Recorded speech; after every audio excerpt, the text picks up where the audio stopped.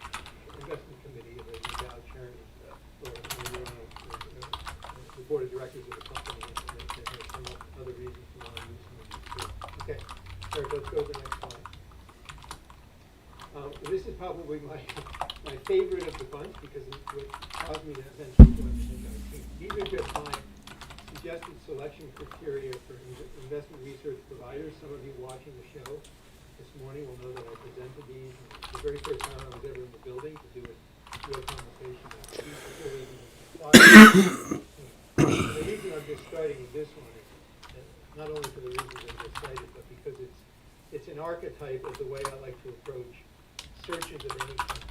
You start with the negative attributes and you work your way toward favorable and essential. And the reason you do that is just because it's easier typically to confirm the presence of a disqualifying or an unfavorable attribute than it is to really get confidence that you're looking at an organization that displays the favorable and particularly the essential attributes. Yeah. So that's why I've done this. Again, I think this is a good summary or encapsulates nicely both the hedge eye business model and our ethos.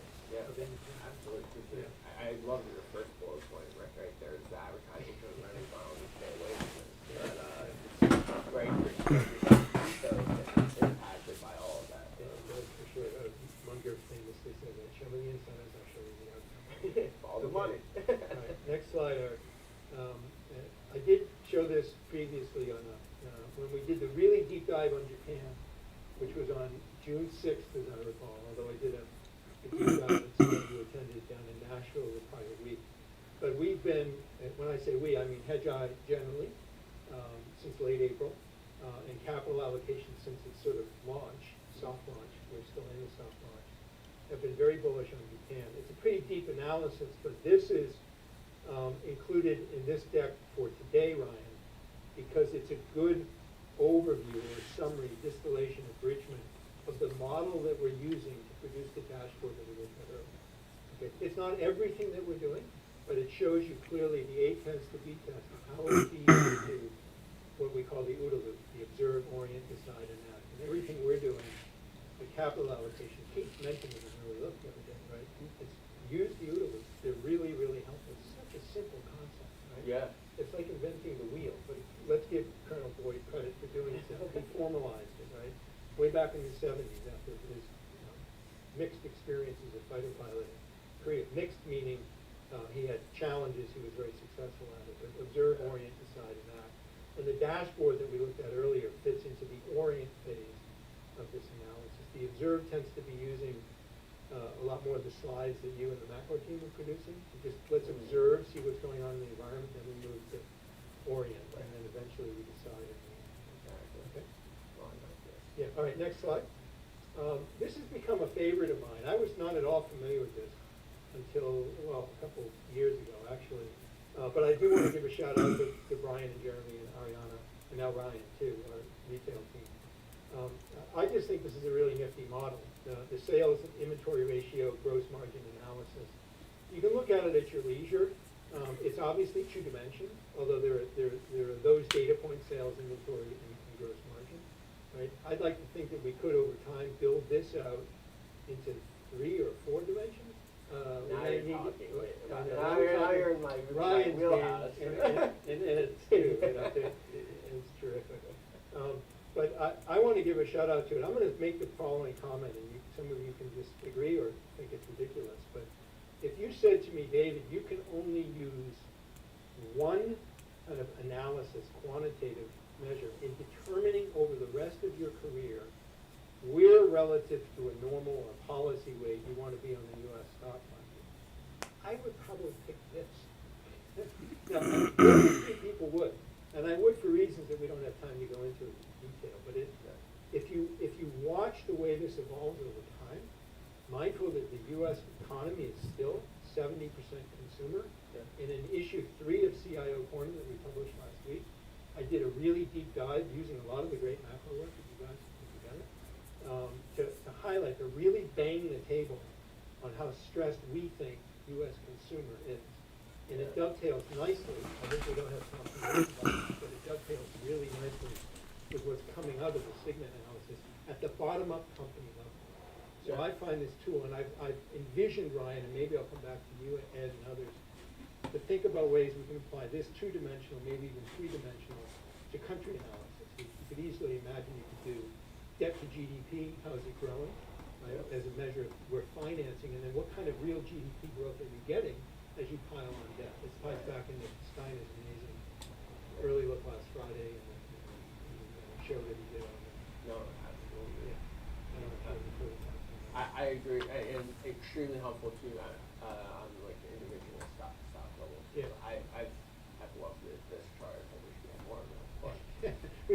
Well, we got a lot going on here. All right, Eric, I'll forewarn you, we're gonna go really quickly, so warm your fingers up. Next slide is something that I worked up, I had the great privilege of working for a fabulous, also fabulously wealthy, but a wonderful family. Helped them look for an outsourced chief investment officer or CIO for a portion of the family office offshore. And this is the framework that I did. It actually runs the 2 pages, Eric, so you can go to the next page.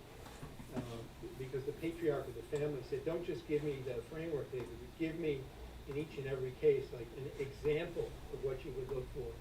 So I did that here. Uniquely among the frameworks I'm going to be providing this morning that have these 4 parts to them, this one has the illustrations. Next slide. This is for a search that I helped another organization conduct for a CIO. A lot of bullets here. You could probably scratch some of them that wouldn't apply if you wanted to actually put this into use. And others might actually decide it's insufficient and they need to add to it. It just depends on the context. Next one is suggested practices for external managers. You can look at that at your leisure. I probably had the most time over the course of my many years in the business applying this, particularly when I had my TIP CIO hat on. And I had some pretty strongly held views about the attributes, both negative and favorable, that we can talk about offline if any of our subscribers tuning in want to reach out to me. Next one is an interesting one. I had a lot of fun working with a VC firm that I know the principals pretty well, and they wanted to add a kind of lateral hire. And they said, David, what should we look for? And these are the criteria that I put together for them. Had a lot of fun doing this project. Next one is a little bit different twist, Ryan. It's when you're devising an investment policy statement, right? What are the attributes, both favorable and unfavorable? Some of you have heard me speak to these concerns before, so I won't go into them into great detail, but I also have some very strong views, particularly about the negative attributes that are on the left-hand side. Policy allocations, for example, the contractual arrangements masquerading as asset classes. I would put hedge fund, I'd actually put infrastructure. Or secondly, I think this is also potentially lethal, when you just take different forms of investing and dump them into a single bucket where it's so heterogeneous that it loses all meaning. So alternative investments as a row or line item in an institutional policy framework is put it ridiculous. It's actually funny. Alternative investments is AI as well, but I'd say like the word AI is almost the same thing. Well, like if like AI doesn't describe anything that people are building. There's actual technology behind it. If there are more descriptive words, but you put this layer called AI just to hide everything else you're doing.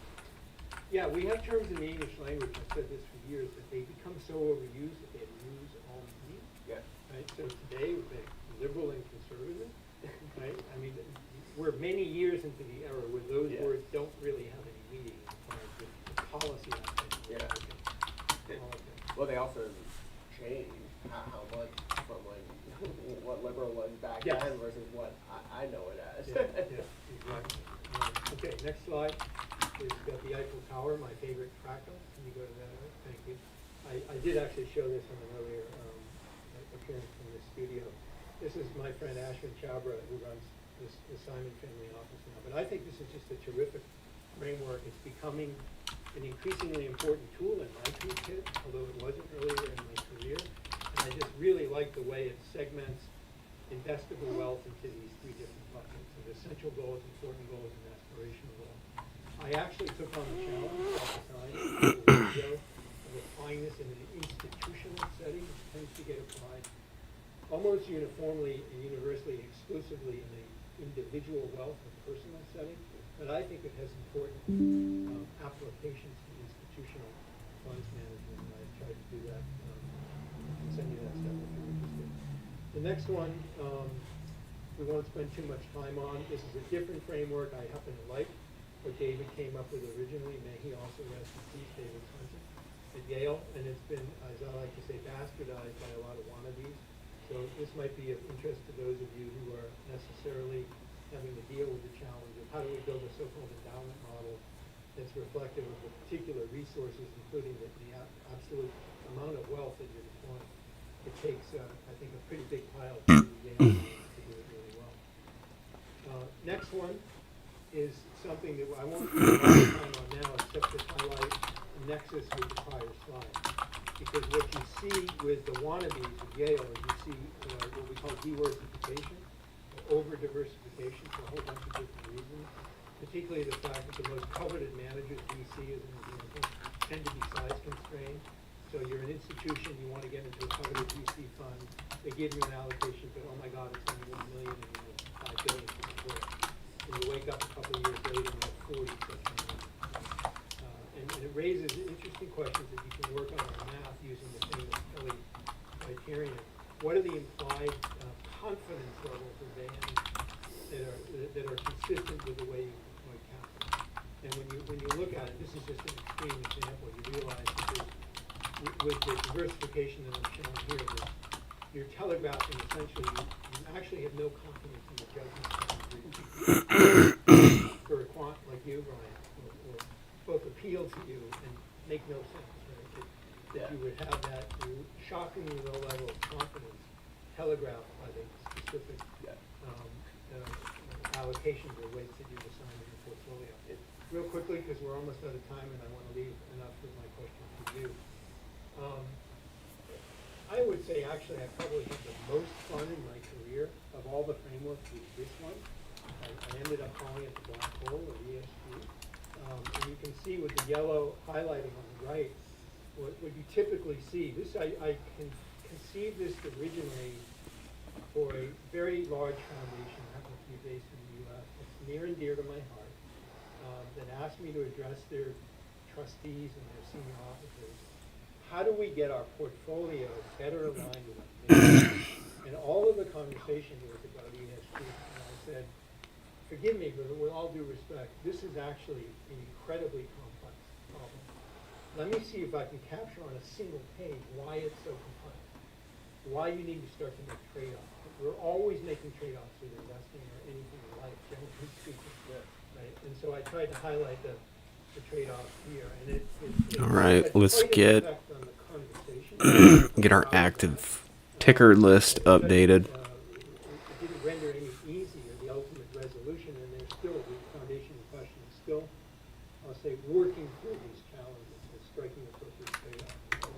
I guess I could have expanded this even more, but this is what I came up with in the time it was available. The whole, it's very interesting, because like you're saying, the complexity of it all, I mean, just, one of the measures of ESG would be like your carbon footprint. Then go to a scientist and say, how do you measure carbon output? And they'll say, what do you want to do? Yeah. And so there's a lot of complexity. Yeah. And as we've seen with the last 15, 24 months of world history, you get what I call on the slide inconvenient truths, but second, third, and lower order effects that you need to think about, which are very difficult to think about ex ante. Yeah. You got to really focus. Right, there are two more slides. I want to give a shout out to the friends at Tier 1. I'm using these with their permission from David Pedler and Craig Peterson. And Mike Green is involved, of course, as well. I don't want to overpromise. I always try to underpromise and overdeliver. But I'm going to kind of promise that I'm going to deliver to capital allocation subscribers my own, and it's going to be fairly extensive, maybe 5 or 6, 7 pages of narrative. What I'm seeing in the Tier 1 and how I'm using it, just cutting to the chase and tipping my hand a little bit, it's more indirect than direct purposes, given the long time horizon that's animating all of my work. Yeah. Right? But I think it's vital. So it's an interesting question. Like, how can David say it's vital if it's pretty short term in its outlook? There's one more slide there, you can show it. And again, this has a particular time stamp on it. These setups change over time. But on the prior slide, they used the term systematic positioning.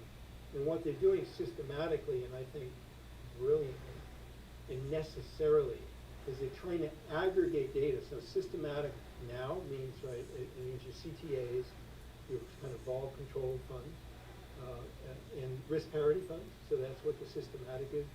But as Mike has indicated on a video that's available on our channel, Hey.TV, they're expanding that to sort of, how do we capture the actual and in turn projected movements of all of the risk-based players who are essentially, my term, acting in a price insensitive manner. And that obviously includes like the big Vanguard index. They, at 3 o'clock every afternoon, they tally how much do we need to put work in. Yeah. Maybe once in a blue moon these days they have a net redemption, but that almost never happens. So that's rules-based and it's price insensitive. They want to get the VWAP exposure to all the stocks in the index. Buy that close instead of concern. Yeah. Maybe a question for you. What do you mean by price insensitive? This is a great concept. It means that you're a price taker. You're going to buy irrespective of the price. Yeah. Which That's is not a great posture for an investor. no, but a lot of the when you're building. Now let's go to our closing question. Yeah, Go ahead. I've been building some outlets. The price So I've heard. insensitive is a very important concept when you're building these types of things. Is that you are flowing in price, but how much the algorithm doesn't know what price it doesn't know what it doesn't care. Yeah. So another thing. So, and I've said previously from this studio, the cardinal sin of investing is not really to be a price insensitive buyer. It's to be a price insensitive seller. Don't ever get yourself in a position, and that's why some of these tools, particularly go back to investment policy. I want to ask Eric just to flash back to the slide. But you got to get structured for success. Yeah. And if you don't do that really carefully, you will eventually be an involuntary seller. Right. Right? You'll be taking a price and be a price insensitive seller. Yeah. And we know what happens in those conditions. Okay, so my closing question for you, we're running out of overtime. We had fabulous presentations from our group of amazingly talented, hardworking summer interns yesterday. 2-part question. A key takeaway, if any, from you, and as the presentations unfolded, you kept repeatedly, to your credit, asking some of the interns, how much out-of-sample testing did you do? So define for our audience, many will know, but what do you mean by out-of-sample testing, and what did you take away from yesterday's presentation, and how does it apply to your own? Sure. So basically, the sample testing is you have these models and these quant things, and they generate outputs, and then you test them over an X amount of time. That's all in sample. The out of sample is everything that happens afterwards of once you go live with a certain type of strategy of this is how something will trade. And so Tight. the biggest takeaway it was actually that the data and the use and adoption of newer technology is what's going to be essential going forward, but also knowing how to use the data. So right, like a tier 1 type data. Oh man, Nvidia bouncing off the low. Still bullish. Oh man. Yeah. I'm smiling broadly because it just dawned on me, we're kind of like the Mutton Jeffs of modeling around here.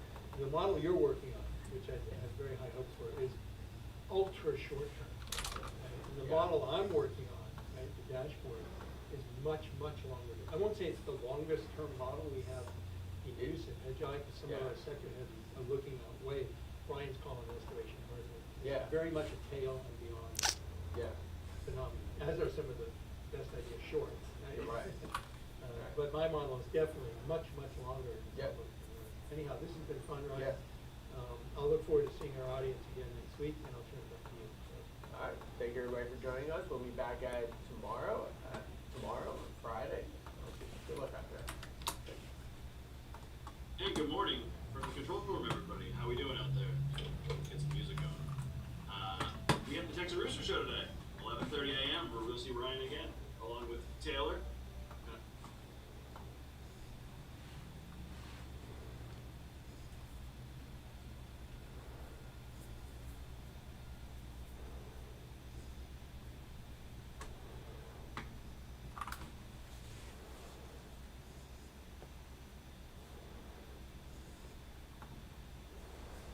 Hey everybody, Peter Zine here, coming to you from the lower South Square Top Peak in Lake National Forest in Colorado. Today we're talking about North Korea. There has been an interesting incident in that an army guy by the name of Travis King has defected to North Korea. As a rule, people who defect to North Korea get tortured horribly, so why he did it, no one really knows. I don't have any theories on that. What I can do is kind of give you an overall update on where things are with North Korea. Anyone who tells you that they're 100% sure what's going on in the country is lying to you, because everybody's spies have been killed, including the Chinese. And probably the single biggest misconception in the United States is that this is a client state of China, and it is not. It's probably safe to say that the North Koreans actually hate the Chinese more than anyone else. They see them as overbearing and dictatorial, and Chairman Xi is particularly loathed by the upper leadership within North Korea. Now, of course, that is the Kim dynasty. Now, starting from the beginning, the understanding of the intelligence community, and this isn't just the United States, this is Russia, China, France, Britain, Japan, everybody, South Korea as well, is that the original leader of North Korea, Kim Il-sung, the guy who fought the Japanese in World War II, is that he was killed by his own people back in 1993, because a few days after he was killed, he was supposed to show up in Seoul to talk about the practical details of reunification. Remember that in 1993, Tiananmen Square was in the past, and the Americans and the Chinese had decided to move on together. The Soviet system had just collapsed, and Kim Il-sung knew that a statist, communist, dictatorial system was not long for this world. So he was looking for something new. And his army folks, who would have lost all their position, had him killed. Kim Jong-il is the second leader. That was the son of Kim Il-sung. He was the crazy guy with the glasses. He was raised in North Korea. He was raised drinking the Kool-Aid. Dude was batshit crazy. And when he took over, the first generation army leaders that had killed his father were like, whoa, this is not what we meant. And his whole generation was like that. They were all raised on the ideology and not educated in any meaningful way. And so Kim Il-sung, when he took over the agricultural system, he killed 2 million people with famine in a country that only had like 20, 25 million people. Kind of a big deal. So the first generation, it takes the third generation, Kim Jong-un, that's the chubby guy who rules the place now, and sends them abroad to learn how the world really works. And Kim Jong-un specifically was sent to Switzerland. Now, the plan was that the first generation would rule until they died, and then the third generation would come back and take the country into a new age. That way, the first generation would get the gravitas and history, and yet they would maintain their wealth and the position for a lot longer. The problem is that Kim Jong-il, generation 2, died early, and so Kim Jong-un, in his mid-20s, was brought back to take over. And for a good decade, Kim Jong-un probably had the worst job in the world, because the first generation wanted him to remake the country, but not touch their positions, and they killed his grandfather, so they'd certainly have no problem off his fat ass. Killed his ass. And you had the second generation, Kim Il-jung's brothers and sisters and cousins, who were nuts and idiotic, but violent, and were totally willing to kill you today. So he was threading the needle between these two powerful groups who were not afraid of violence at all. And so what he did was placate the first generation with really, really bellicose rhetoric that was just sounded crazy, but didn't back it up with actually any changes in policy. And for the second generation, every time he had the opportunity, he assassinated one of them. So one of them got killed with chemical weapons when he was traveling abroad. One was accidentally hit with an anti-aircraft gun during a parade, that sort of thing. Well, 10 years later, most of the first generation is retiring and dying off, so problem taken care of, and most of the second generation is now dead. But during this process, we had a change in administration in the United States with Donald Trump coming in. And that first step of Kim Jong-un's strategy, the bellicose rhetoric, Trump, of course, thought it was all about him. So when Kim Jong-un was like, oh, I've got a button and a nuclear weapon, and Trump is like, sees this on Twitter, and he goes back, and he's like, oh, I've got a bigger button. And Kim Jong-un, a little panicky, because he was like, whoa, this was totally not about the United States. This is a domestic issue. Calms down, sends some very soothing messages, and Trump thinks that he just talked down a crazy dictator. And that set the stage for the summit. Now, the Chinese were furious, because while The United States, or let me rephrase that, a lot of Americans think of North Korea as just a puppet of China. China absolutely thinks of North Korea as its puppet. The North Koreans strongly disagree.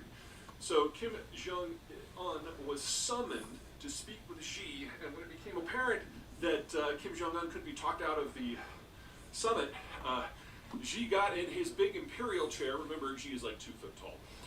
So he looks taller, and he could lecture down at the Waywood province. They put Kim Jong-un in one of those little tiny baby chairs that you have at like kindergartens.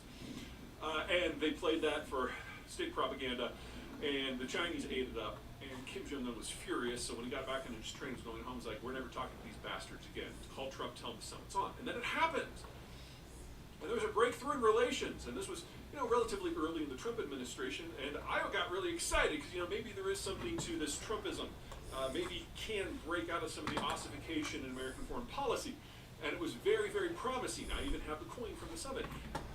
And that was it, because it was still Trump, and he never thought about North Korea ever again. And so an opportunity had passed. In the years since, Kim Jong-un is now finding his way for the first time. He has no meaningful advisors except for people of his own generation, which have just as little experience as he does.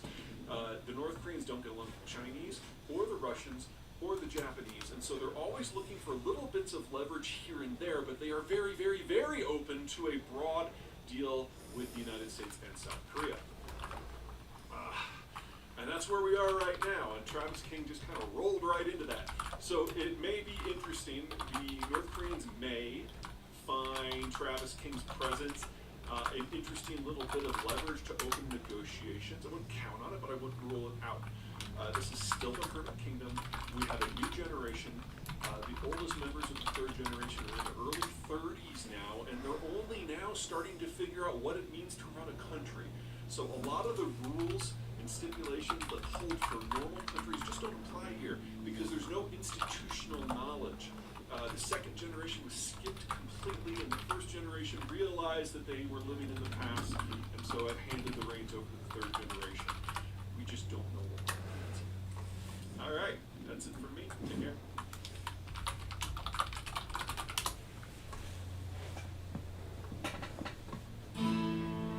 Holy smokes, Christopher.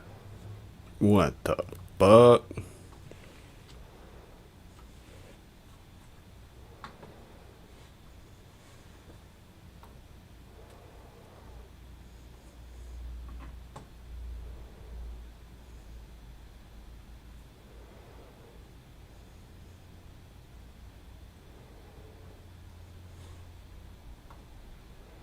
The rise of shale. Americans have a love-hate relationship with the petroleum industry. They love having cars and air conditioning, but hate pollution, global warming, and the environmental damage associated with exploding rigs or tanker spills. Yet no matter how Americans feel or how loudly they may complain, the simple fact remains that fossil fuels are their way of life. In terms of total American energy usage, whether it be from electricity production, chemical production, or transport fuels, by their own government's numbers, 34.7% originates from oil, 26.0% from natural gas, 17.4% from coal, 8.1% from nuclear, 5.5% from hydropower, and only 3.4% from non-hydro renewables like solar and wind. That's 80% of the total from fossil fuels. The same love-hate dichotomy applies to the shale industry. I'm going to take us on a quick tour through the industry to help explain this disconnect. The point of doing so is not simply to show that shale is already a done deal, but rather that public opposition to shale will soon crumble. When that happens, the full impact of shale will be realized, which in turn will unleash global trends that will underpin American power for the next several decades. Petroleum is a catch-all term that includes all types of crude oil, natural gas, as well as associated liquids such as propane. When discussing more specific products separately, such as oil or natural gas, I will use those terms specifically. Most petroleum formed as a result of life forms, typically plankton, being trapped in layers of sedimentary rock. After millions of years of heat and pressure, those critter corpses cook into petroleum, which percolates up through the rock until it reaches a formation through which it cannot pass. These cap rocks allow the petroleum to collect into large pools. Most of the petroleum harvested around the world over the past couple of centuries has come from such conventional reservoirs. But not all petroleum is located in large, easy-to-stick-a-straw-in pools. If the rock in which the oil and natural gas was formed is not porous, then the petroleum remains trapped. where it was created, rather than slowly collecting into an area where it can be easily harvested. In such rock formations, the petroleum remains finely distributed, trapped between individual rock particles. The result isn't so much like chips in a cookie, but instead like the booze in a dry rum cake. The rum is there, suspended within a matrix of cooked batter. It's a devil of a task to coax it out. Data is far from complete, but the most recent estimates project that some 90% of the world's petroleum is locked into such geologies. Even if such estimates are wrong by an order of magnitude, it suggests that the amount of petroleum in the wider world is double what we thought it was just a decade ago. One of the major types of rock formations that trap petroleum in this way is called shales. Shales are sedimentary rocks deposited hundreds of millions of years ago at the bottom of oceans. Because of their ocean floor origins, they are typically found in long, thin, horizontal layers covering up to tens of thousands of square miles. As with other unconventional petroleum basins, the ultra-fine distribution of shale petroleum makes the use of conventional energy production technologies largely useless. So, the energy industry had to get unconventional. The integration of two unrelated technologies is what has brought us the shale era. The first technology is horizontal drilling. Your traditional petroleum well is a purely vertical affair.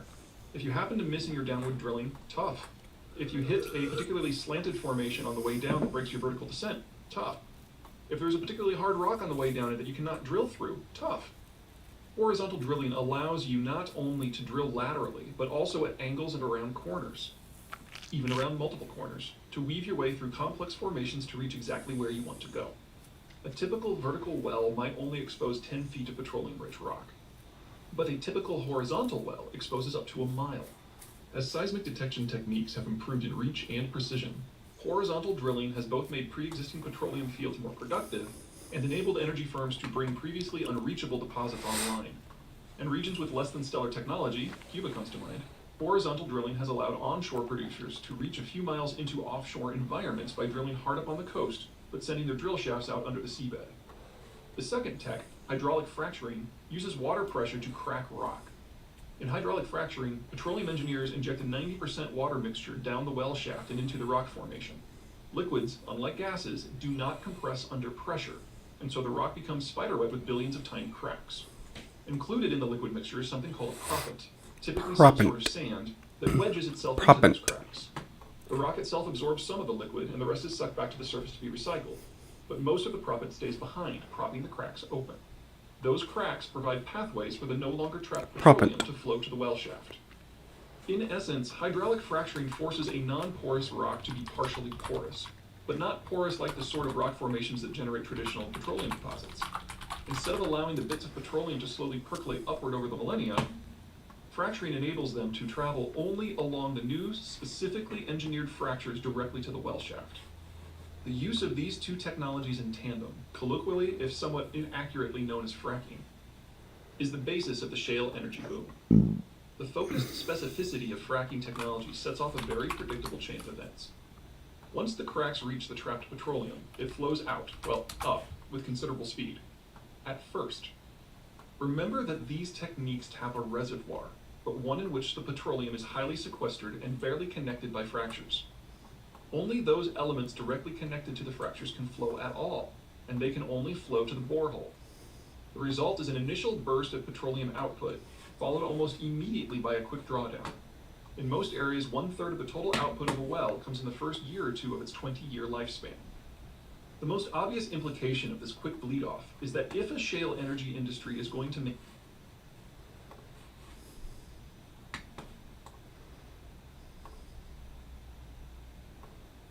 Makeba, makeba, mama, mama, makeba, makeba.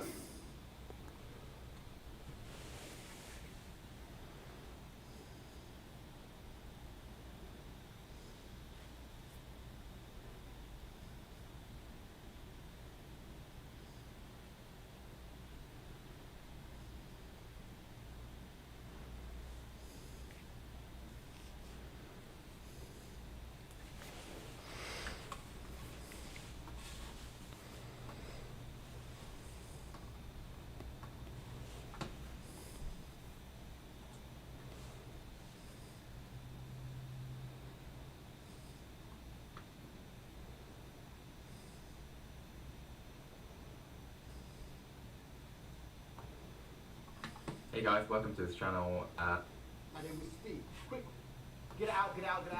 Tell the broke boys to make more. Tell the broke boys to start a daily vlog and then record it. A daily vlog of what it's like in the van. Start putting out on a YouTube channel. Speed. More. Give me content non-stop. Speed.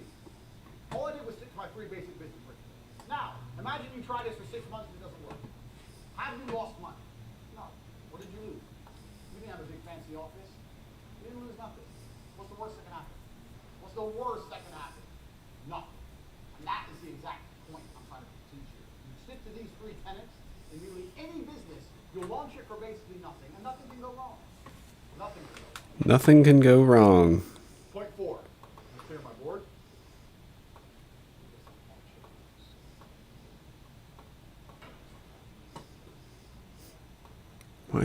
Why is he fucking mumbling?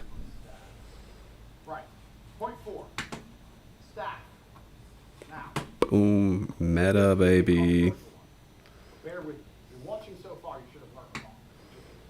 We have 100. Number 4. Family and friends are actually the best staff you can talk to. Now, people say don't mix friends with business, don't mix family with business. Can you clean my board? Sit here and wipe it. Don't mix friends with business. Don't mix friends with business. Don't mix family with business. That's a lie. So the reason people say this is because people are dickheads and they can't get along with you. They can't get along with anybody long enough to make you money. But I guarantee you have family members right this second who can make you money. I guarantee you have a 15-year-old niece, nephew, cousin, brother, whoever, who knows more about computers than you do. I guarantee there's a 15-year-old out there with nothing better to do who knows more about Photoshop than you do right now. His stupid ass needs a job. So you can start a company right now. You can call up all your cousins. One of my cousins works for me. Brother works for me. One of your cousins, nieces, nephews, whatever. Some 15, 16-year-old who's in school and bored. You say, we're starting a company. I'm going to make you a director. You're going to have 10% of the business. You're going to do everything I say. 520 years and be rich.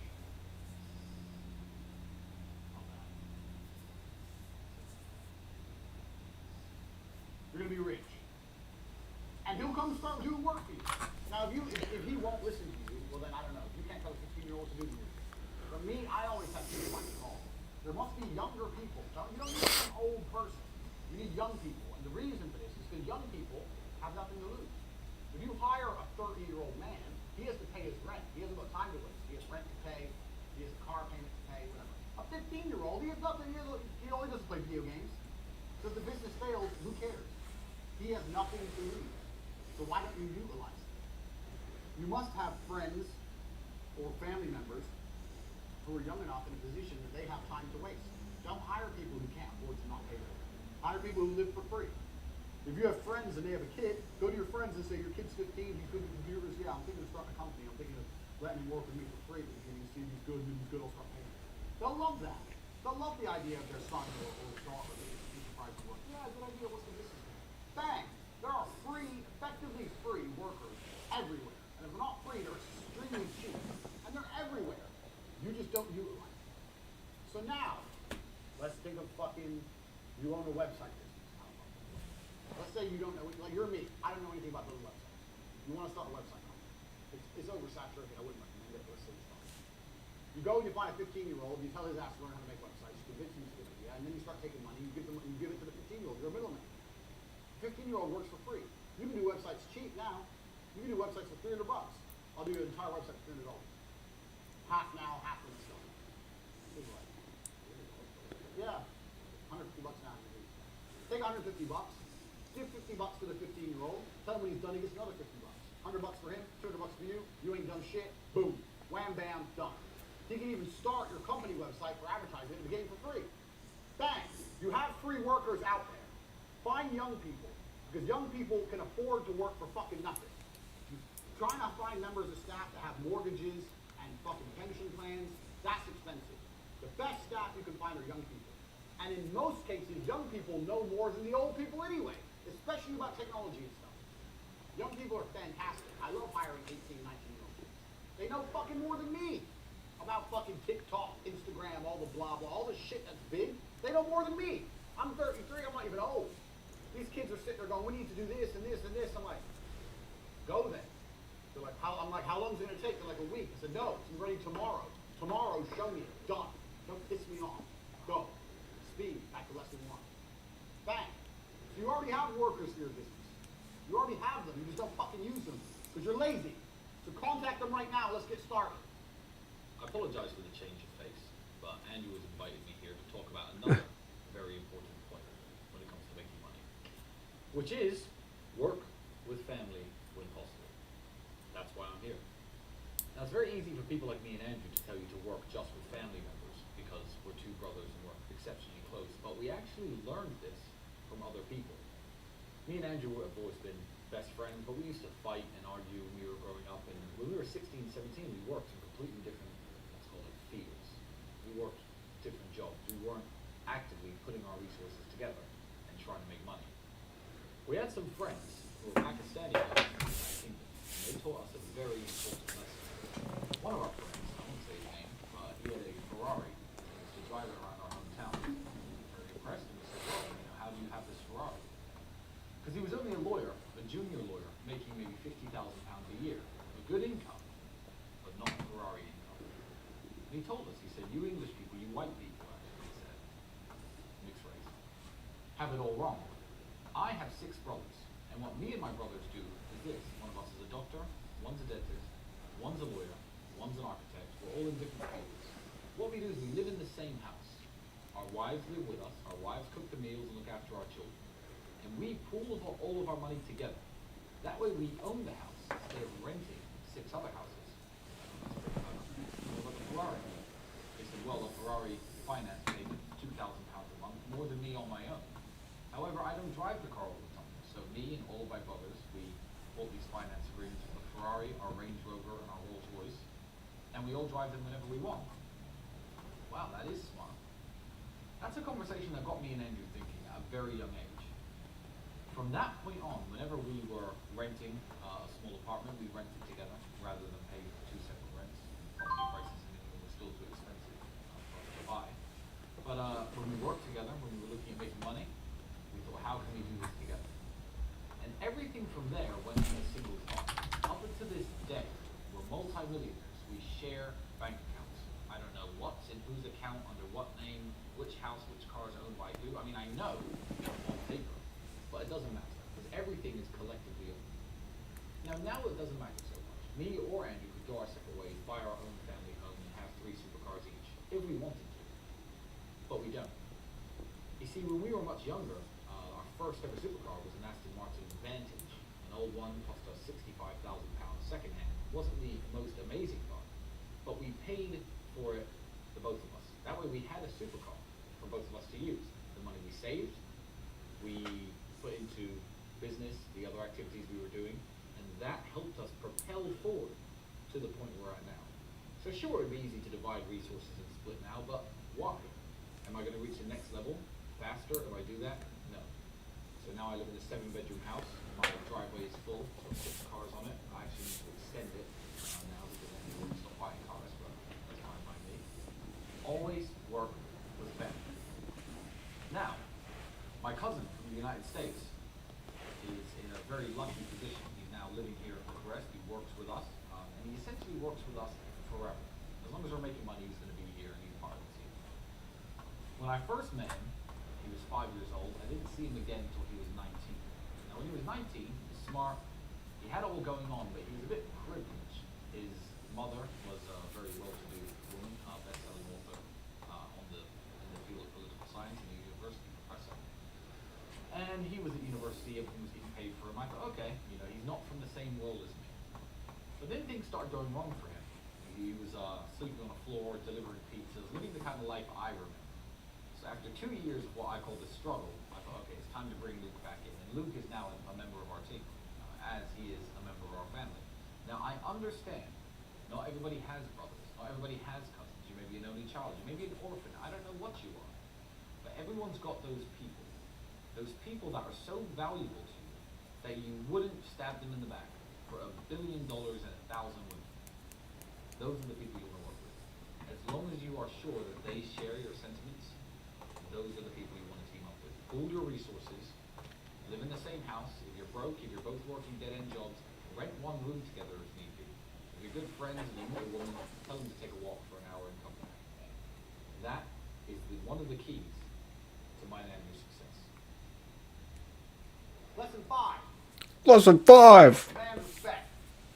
Now, what I want to do in the 100 points, 100 tenets of business, is I don't want to talk too much about the fluffy bullshit that all the other millionaires talk about in teams, because what they're really doing is copying out.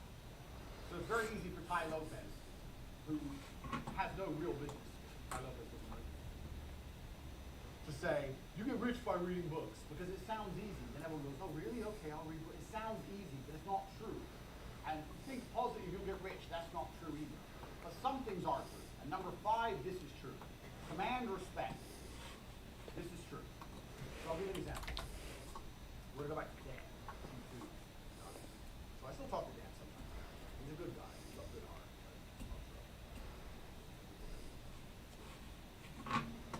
One of the reasons I'm good at business is because I command respect. And I command respect because I'm a physical specimen. This is the reality.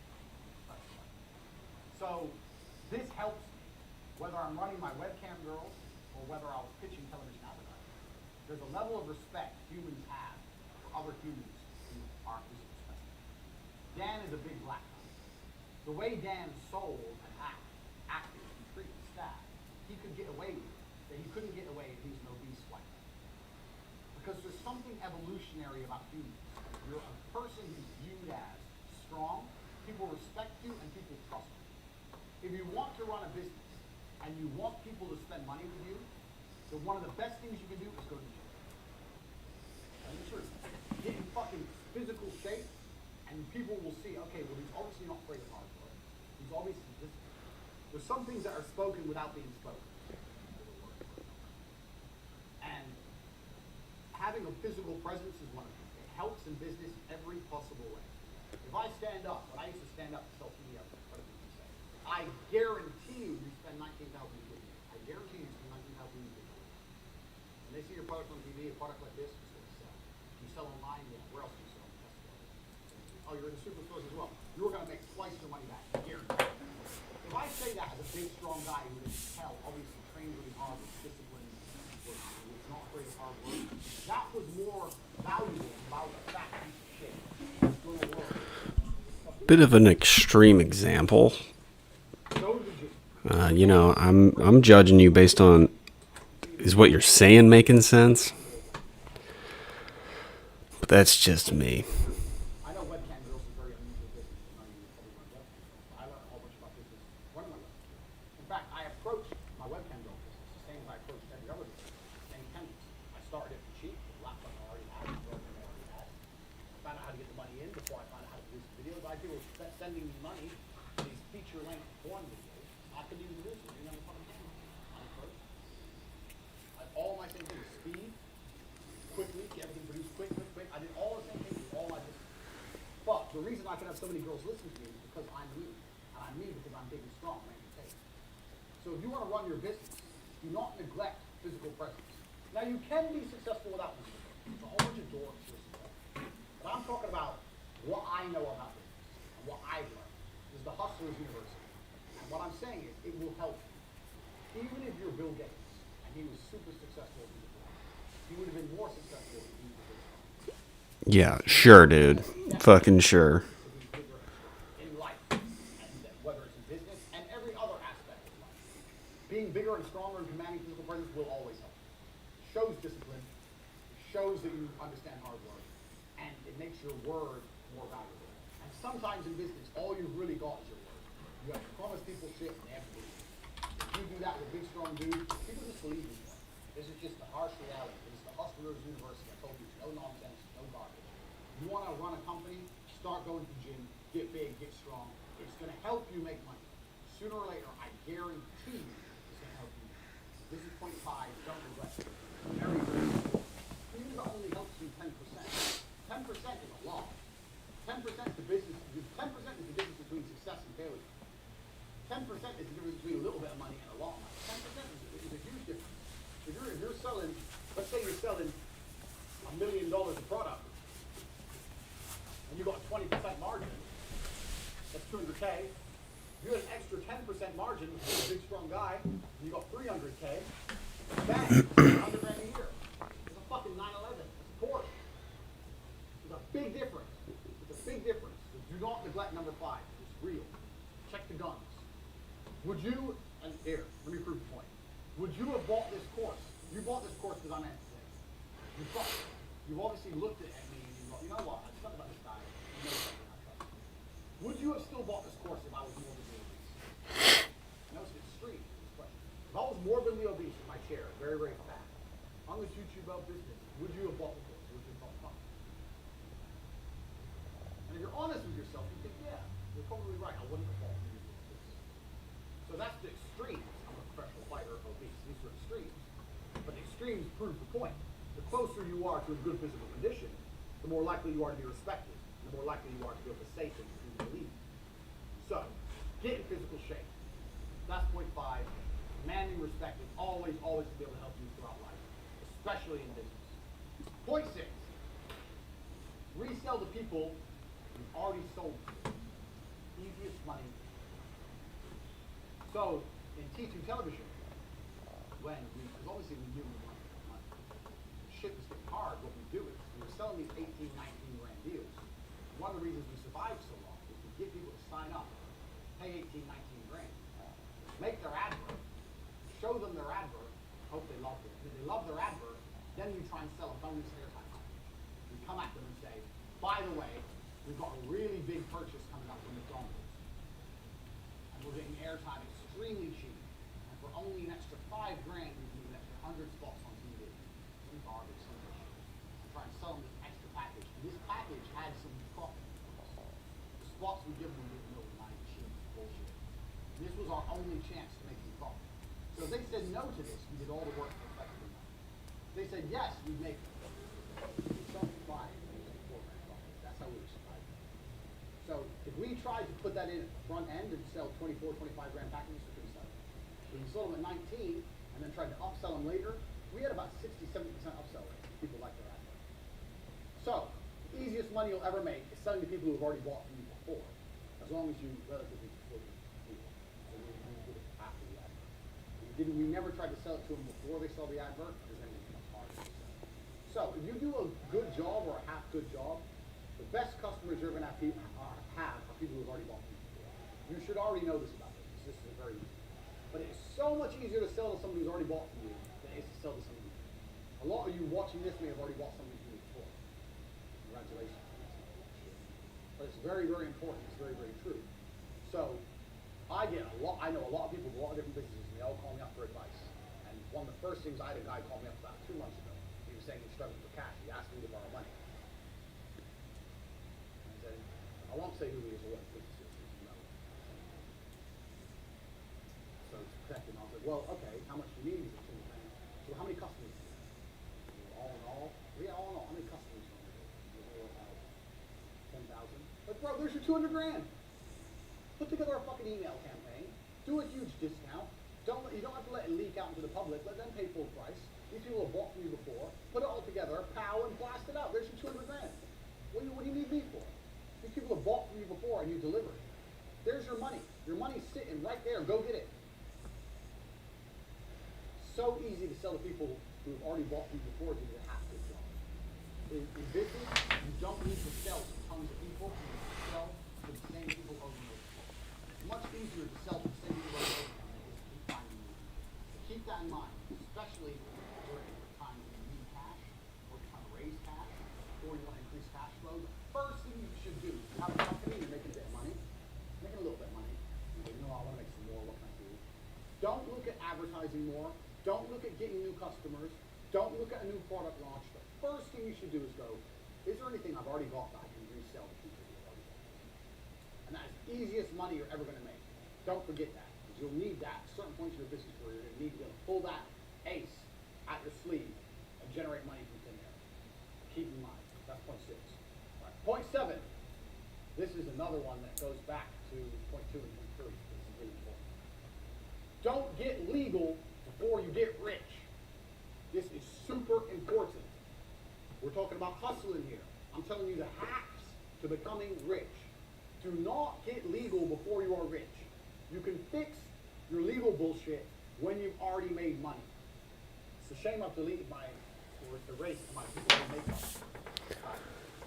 Very similar to what we were saying earlier. I know so many people who registered a company, registered for VAT, registered with the tax man, already have an accountant, and haven't made any money. I, in most of my companies, will make $1 million before I'll even consider fucking around with a tax form, talking to an accountant, or registering a fucking company. All that shit is on the later base until you have proved the viability of your company and you have money coming in. When you're rich and you have money in the bank, then worry about that stuff. Do not waste your time, energy, and money doing all that legal crap before you know anything about whether your business is going to work or not. Don't do that. It's counterproductive and it's expensive and it's a time sink. If every time I had to start a company or an idea, I had to go register a company, get an accountant, do tax forms, do VAT forms, what a waste of time. I've started maybe 100 companies in my life. 20 of them made money. You tell me 80 times I would have to fuck around? Don't do that. I know so many people who have a company legally, but don't have a company in reality because it exists as a legal entity, but it does not provide cash. A company provides cash. If you're a street drug dealer, you own a company. Much more than the guy with all the legal entities which ain't making money. Do not, we're hustlers here, it's the Hustlers University. Do not confuse this. Money in, what's the lessons I've been teaching you? Money in, where's the money in? Legal shit is a cost. We're not interested in costs until we've seen the money in. Do not get legal before you get rich. You do not need any legal bullshit. You need a website, a domain name. You, that's it. You do not need any legal bullshit before you get rich. Don't make that fucking mistake. The reason people do that is because it makes them feel better. It makes them feel better because then they feel like they have a company. So people go, I want to start a company. They don't know what to do. They don't know how to make money. So they think, well, if I spend money and set it all up legally, then I've got a company. Then they feel better inside, like they've achieved something, when really they've achieved nothing because they're still not making money. Don't fall into these traps. You can walk around telling everyone you have a company because you spent money. Anyone can spend money. Making money's hard. Spending money's fucking easy. Do not do that. Vanity, I own a company on paper garbage. Fuck all that off. The money's coming in. Do not get legal before you get legal. Extremely important. Point 9. Use what you got. So, this comes down to one of the ideas for what idea of a business to run. So, I just gave you the example of the 15-year-old cousin who can make websites. Now you own a website. Or your 15-year-old cousin who can do, I don't know, fucking, who knows what he can do. He can mow lawns. Every 15-year-old can mow lawns. Now you have a lawn mowing business. Bang. Tell his stupid ass to go deliver some flyers. Drive him around in your car. Play some 2-pack. Chill out in your car. Text some bitches. Drive at 5 miles an hour. Let him drop off all the leaflets. And then let him mow all the lawns. You collect all the money and just pay him a percentage. Bang. You now own a lawn mowing company. Congratulations. Use what you got. I made a lot of money with webcam girls. If you're watching this, you don't know that. Webcam girls. You can go to chatterbait.com and see girls on there on webcam, getting naked, talking to you, taking. That made me millions and millions of dollars. I came up with that idea by sticking to this principle. Use what you've got. So right now, if you're sitting there, make a list of everything you have. And I mean everything. You have a house, say strength. Car, on roof. You have physical strength. When I was making my list, I was writing everything down. I was like, well, I've got 6 girlfriends. 6 girlfriends. So, okay, how can girls make strip club, but that takes money to set up. Remember? Costs, money in. Strip club, I cannot get money in a strip club without a club. So I looked at all the costs for a strip club and realized it's too expensive before I could get money in. Too big a risk. Remember? Too much risk. I can lose $300-400 grand. Can't risk that. How can I get money in? How can I get money in for having hot girls without spending money out? So my first idea was strip club. I looked at all the costs. I said, okay, so why do men spend money on girls in strip club? Because girls are beautiful, they look at the girls, see some titties. How can I do that without the club? Well, the internet. I thought on the internet, it's cheap. This is literally how I thought. I stuck to my business principles. Okay, it's cheap. So looking up, down, discovered the webcam websites. All right, so I've already got the girls, I've already got a laptop, I've already got the internet. Bang! The day I had the webcam, I spend any money, but I was making new money because I refused to allow myself to spend. Then I started making new money in with the webcam because I knew I had the internet, I knew I had laptops, I knew I had books. Use what you've got. Look around you. What people do you have? Does your old mother need a new job? Maybe she's at home and she's bored and she wants to, maybe she'll mail. You have cousins, nieces, nephews. You have a girlfriend with you. Use what you have. People, things you have. Make a fucking long ass list. And you'll start thinking of ideas, business ideas. And they're going to come to you like the strip club came to me. But then you're going to sit there and go, okay, this is a good idea, but I can't afford that. But then you're going to go back to the other lessons I've taught you. Okay, this is how much it would cost to set up Amazon. But how can I get the money in that this would generate without all the costs? And if you do that, and you sit there with a piece of paper and you write everything down, and you stick to the principles I've taught you so far about how to start businesses, you may find a business you can start for a couple grand. You've already got your staff, a couple grand, you've got an idea, you try it. Doesn't work, lost a couple grand. Does work, bang, you're rich. That simple. If it starts to work, speed, speed, speed, speed, more, more, more. Lesson one. It's really not that complicated.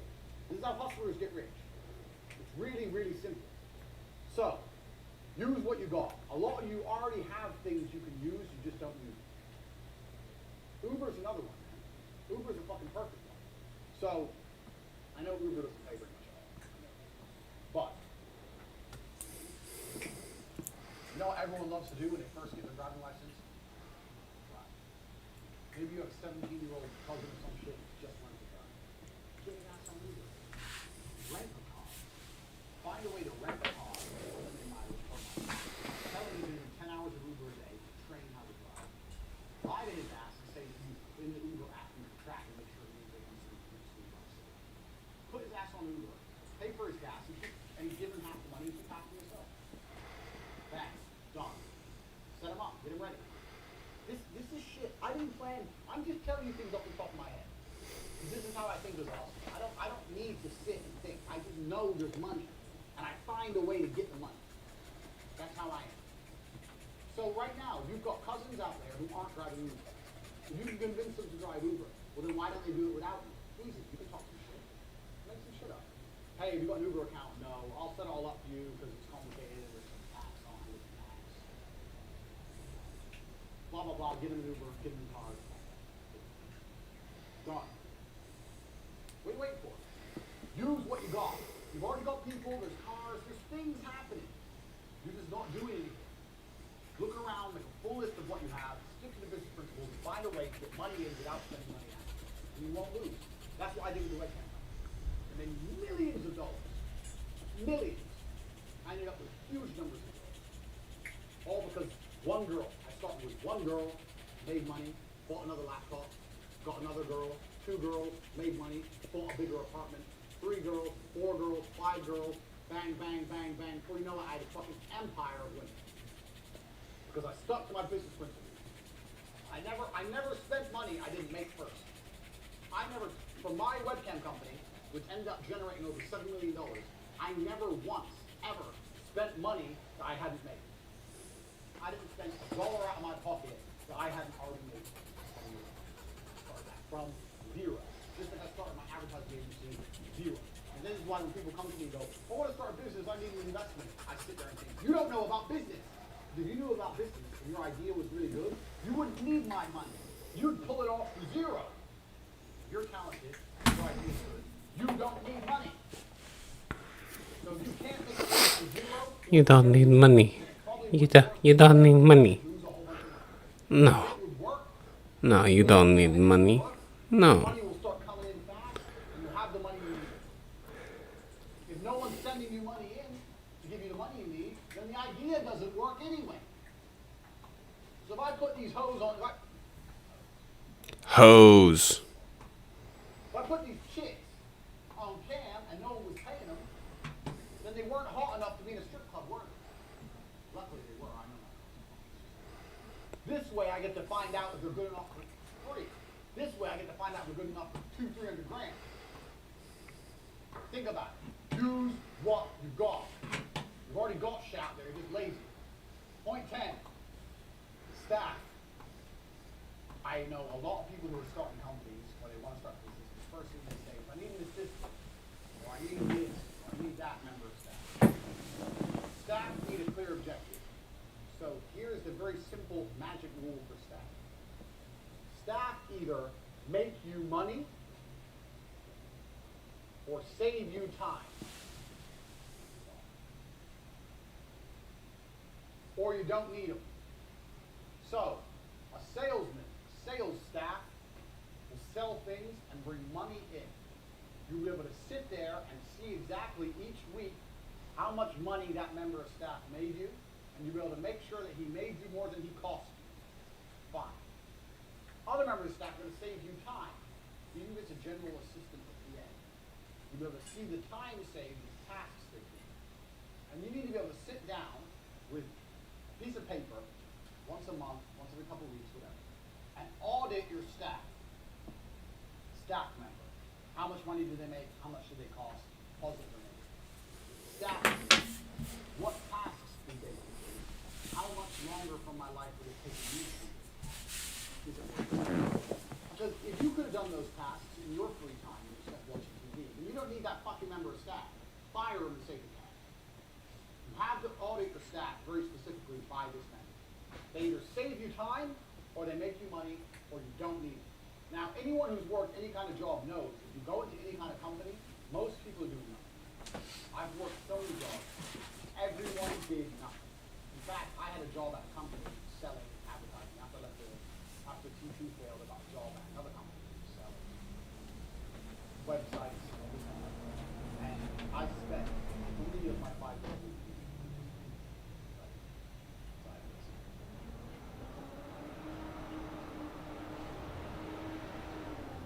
And no one called me up on it. No one knows.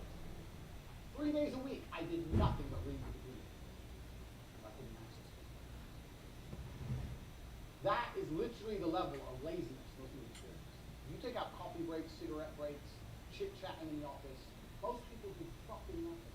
I'm very sure you could fire 50% of the people in the company. The other 50%. Everyone's lazy. Big companies are inefficient because they have enough time to do this. You're not going to be a big company. You're a hustler. You have a few members of staff that are going to do it.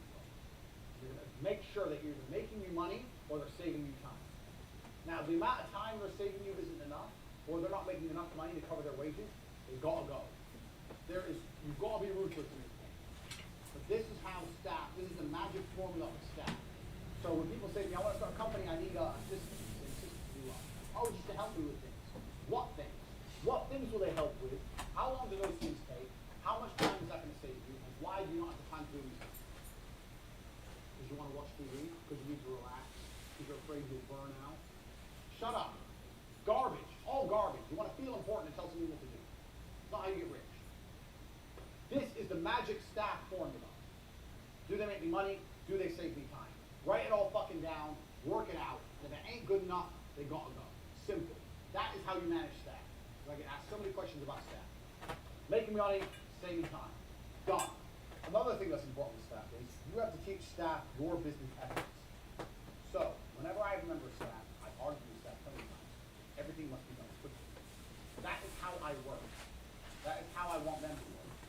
Now, I am 100% certain that even if it's only 1%, the fact that I am uncompromising is the fact that I want to do things quicker. If I didn't say anything, it may take 10 minutes. If I complain, it may take 10 minutes. That is how I work. That is how people I work with, I want them to work. Speed is everything. So when you get new members of staff on board as well, make sure they understand your business principles. Especially number 1, that is your business management. Speed. So if you have a salesman, and he's selling, he's doing fantastic, that's good. You can sit him down and say, you know what, you're doing a fantastic job. Very proud of you. Look, this, you've done really well. But one thing I want to talk about is something. So what do you mean? Target? Yeah, you are a target. But when you input the information into the system, I think you can get a faster way. Free up his time. If he does things quicker, he has more free time to sell more products. No one ever works faster. When I was fighting, jab cross, the basics, never quick. Fighting, there's no such thing as too quick. Everything must be faster all of the time.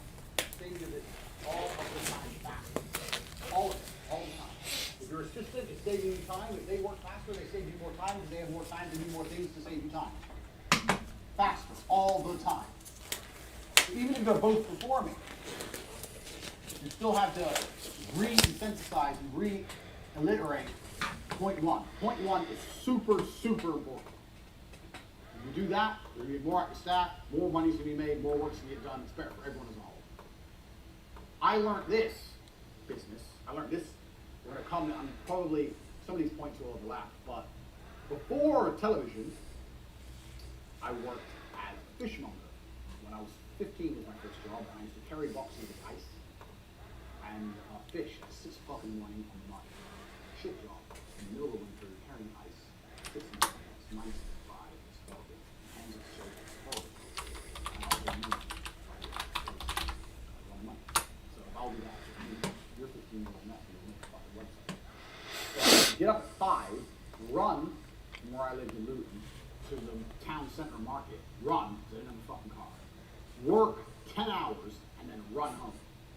That's how much energy you have when you're young. That's what I did.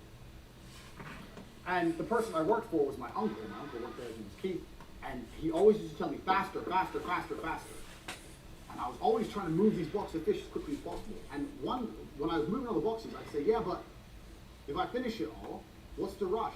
I'm here till 5 o'clock. He goes, no, faster, faster, faster. He'd always push me to finish it. And then if I finished everything, I had maybe 3 hours left. If I walked, it would take me 10 hours. If I ran like crazy, it would take me 7 hours. But I have 3 hours spare. I say, now what do I do? He goes, there's always work to do, find work to do. I go, what do you mean find work to do? There's find work to do, find work. If I see you standing around, I'm gonna get angry, find work. That's what he used to say. I'd end up sweeping the floor, or wiping the walls, cleaning the walls, sometimes. But he was right. I'm gonna come to this point later on. If you do things quickly, you have more time to find work to do. And finding work to do adds up. I swept the floor, I wiped the walls, maybe someone came in, saw the nice, clean, pristine walls, and bought some fish they wouldn't have otherwise bought. The point is, the work got done quicker because I was being pushed to be fast. It got done, and then more work happened, even if it was menial work, more work happened in the same time frame. More work got done. That made me more valuable as a staff member. That's how he valued me. You've got to be the same. Right. That's the first 10 lessons. We have 90 more. The first 10 lessons of the Hustlers University. I bet you're sitting there already in your mind as well. You're sitting there like, whoa, I learned so much. I didn't think of it that way. Tate, you're a genius. I know. We have 90 more. We've just begun. If you've watched this video once, I recommend watching it 2 or 3 times. These things need to sink in like second nature to you. You need to be able to recite them one by one.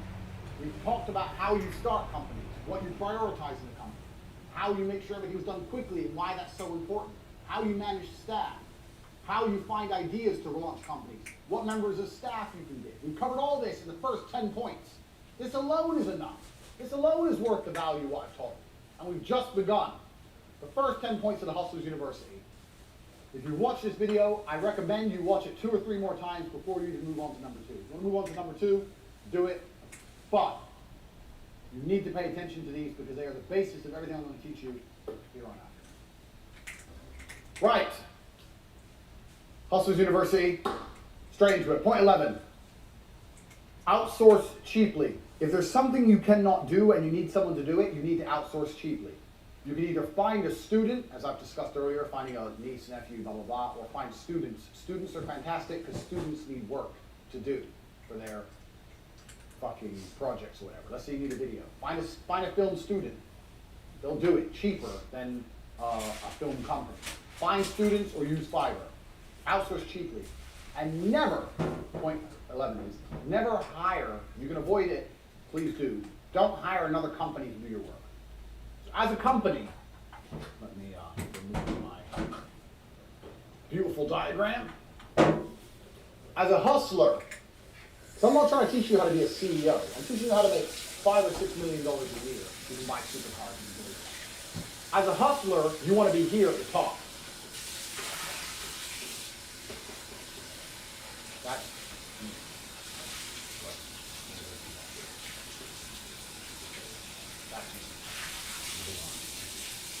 That's me. I'm the hustler. I'm the CEO. Underneath me, you might have to have one company. Let's say I develop an app. I need an app development.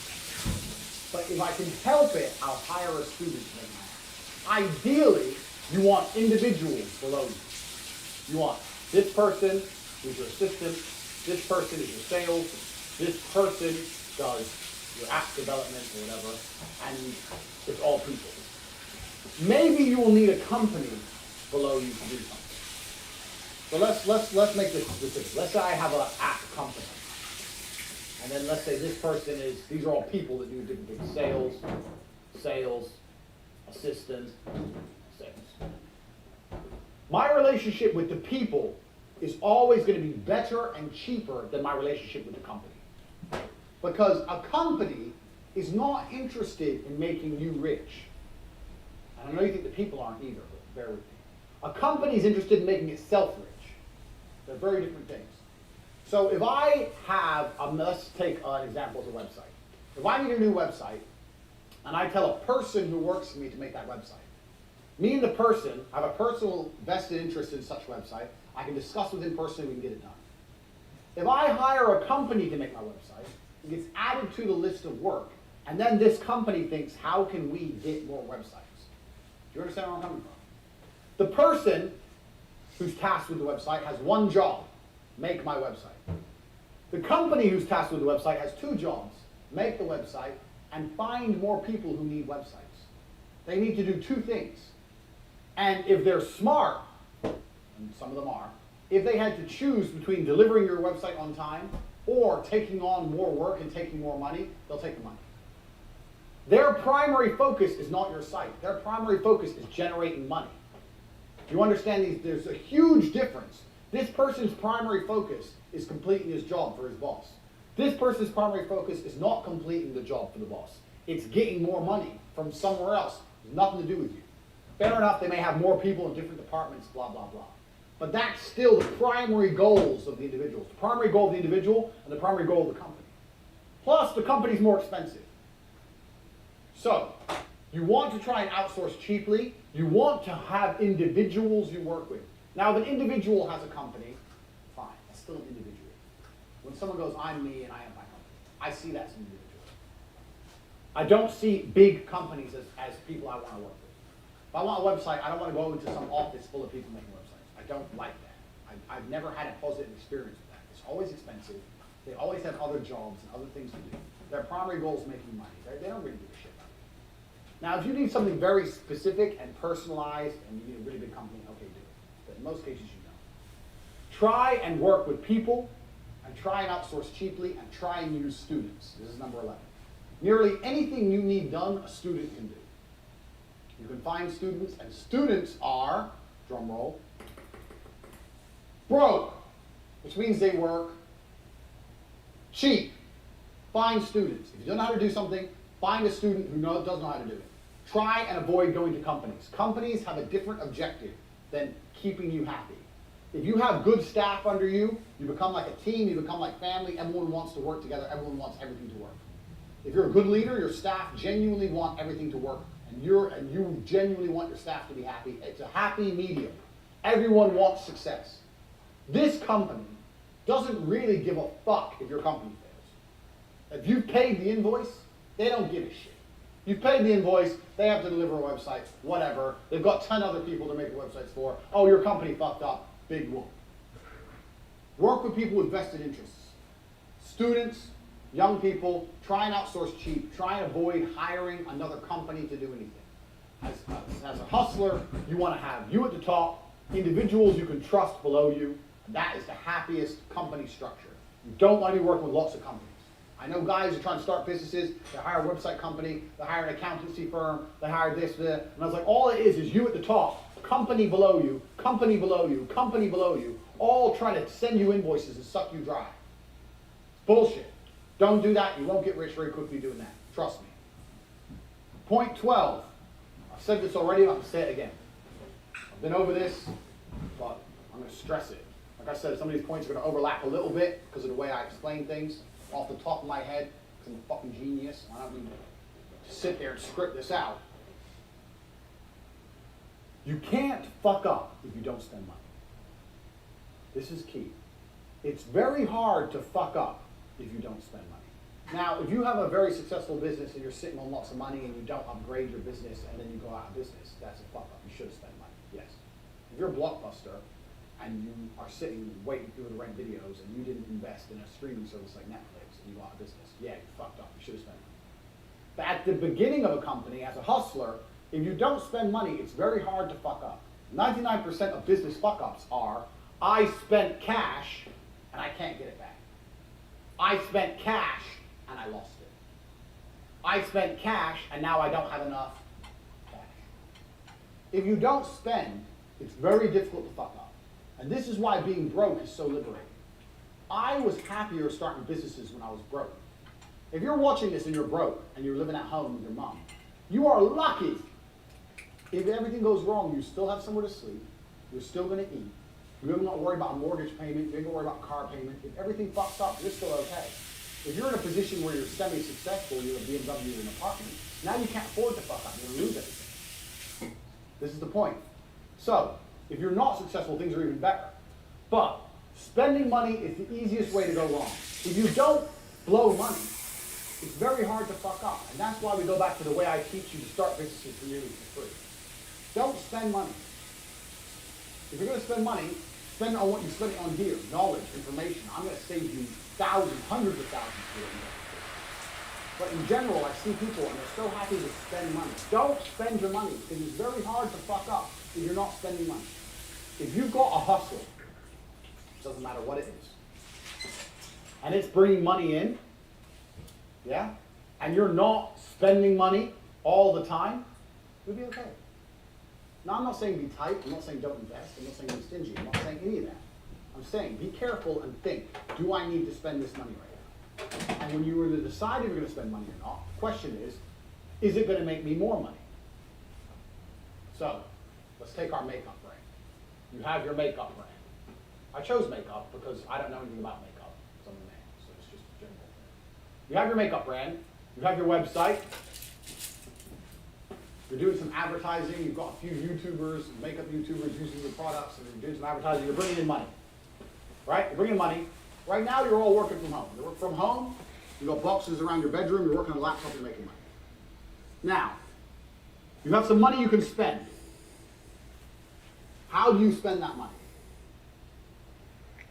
I'm asking you, but I already know the answer.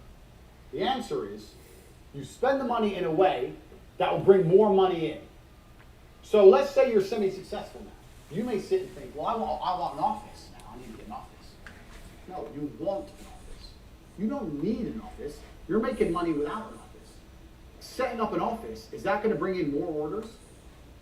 How will you be in an office? How is you being in an office when the website's exactly the same going to bring in more orders? It's not. It's not going to change anything. If you spend that money on more YouTubers talking about your products, you'll bring in more money. Only spend money if it's going to directly, if you can see the clear path to how it's going to lead to more money in. Or don't spend it. Too many people fuck up because they just go, oh yeah, let me invest in, oh, I need an office, or we need a, I have this all the time with people, all the time. I get approached for this all the time. You need a back end. All the time. You need to spend, it was only 2 days ago, 15,000 euro he wanted to build me this super back end, because I have the war room, which is all run on Telegram, and all this bots, so when someone buys a product, it automatically links to the Telegram ID, automatically adds them in and out, and the war room checks what the products they have, links them into the right rooms in the war room, blah, blah, blah, blah. And I'm sitting there going, okay, I see how that would be useful, a huge, very complicated technical back end. But I don't see how that's going to bring more people in the front. I'm a millionaire. He won 15 grand, which is nothing. I don't see how me having all this fancy shit behind my website at this current stage, maybe at a later date, is going to make more people buy from my website. So why do I need it? All I need is people to buy. I don't need this back end, fucking back end, this big, huge back end for money. That may speed up things once they've already purchased. But right now I'm doing everything manually with staff, and the staff are competent and it's getting done. It's fine. So why do I need to spend this money? It goes against my business principles. When someone explains to me how this back end will convince more people at the front end to buy, then I'll be interested. But until then, if I'm going to spend 15 grand, I'm going to spend it on bringing more people in the front door. Now, if I get overloaded and there's no possible way I can deliver on my products, I'll buy it back. But until that happens, I am only interested in one thing: money in. What's the other lessons I taught you in the first 10 lessons? One of the lessons was what? What's a business? A business is this. This is a business. This is a website, ain't a business. Money in the bank ain't a business. A back end ain't a business.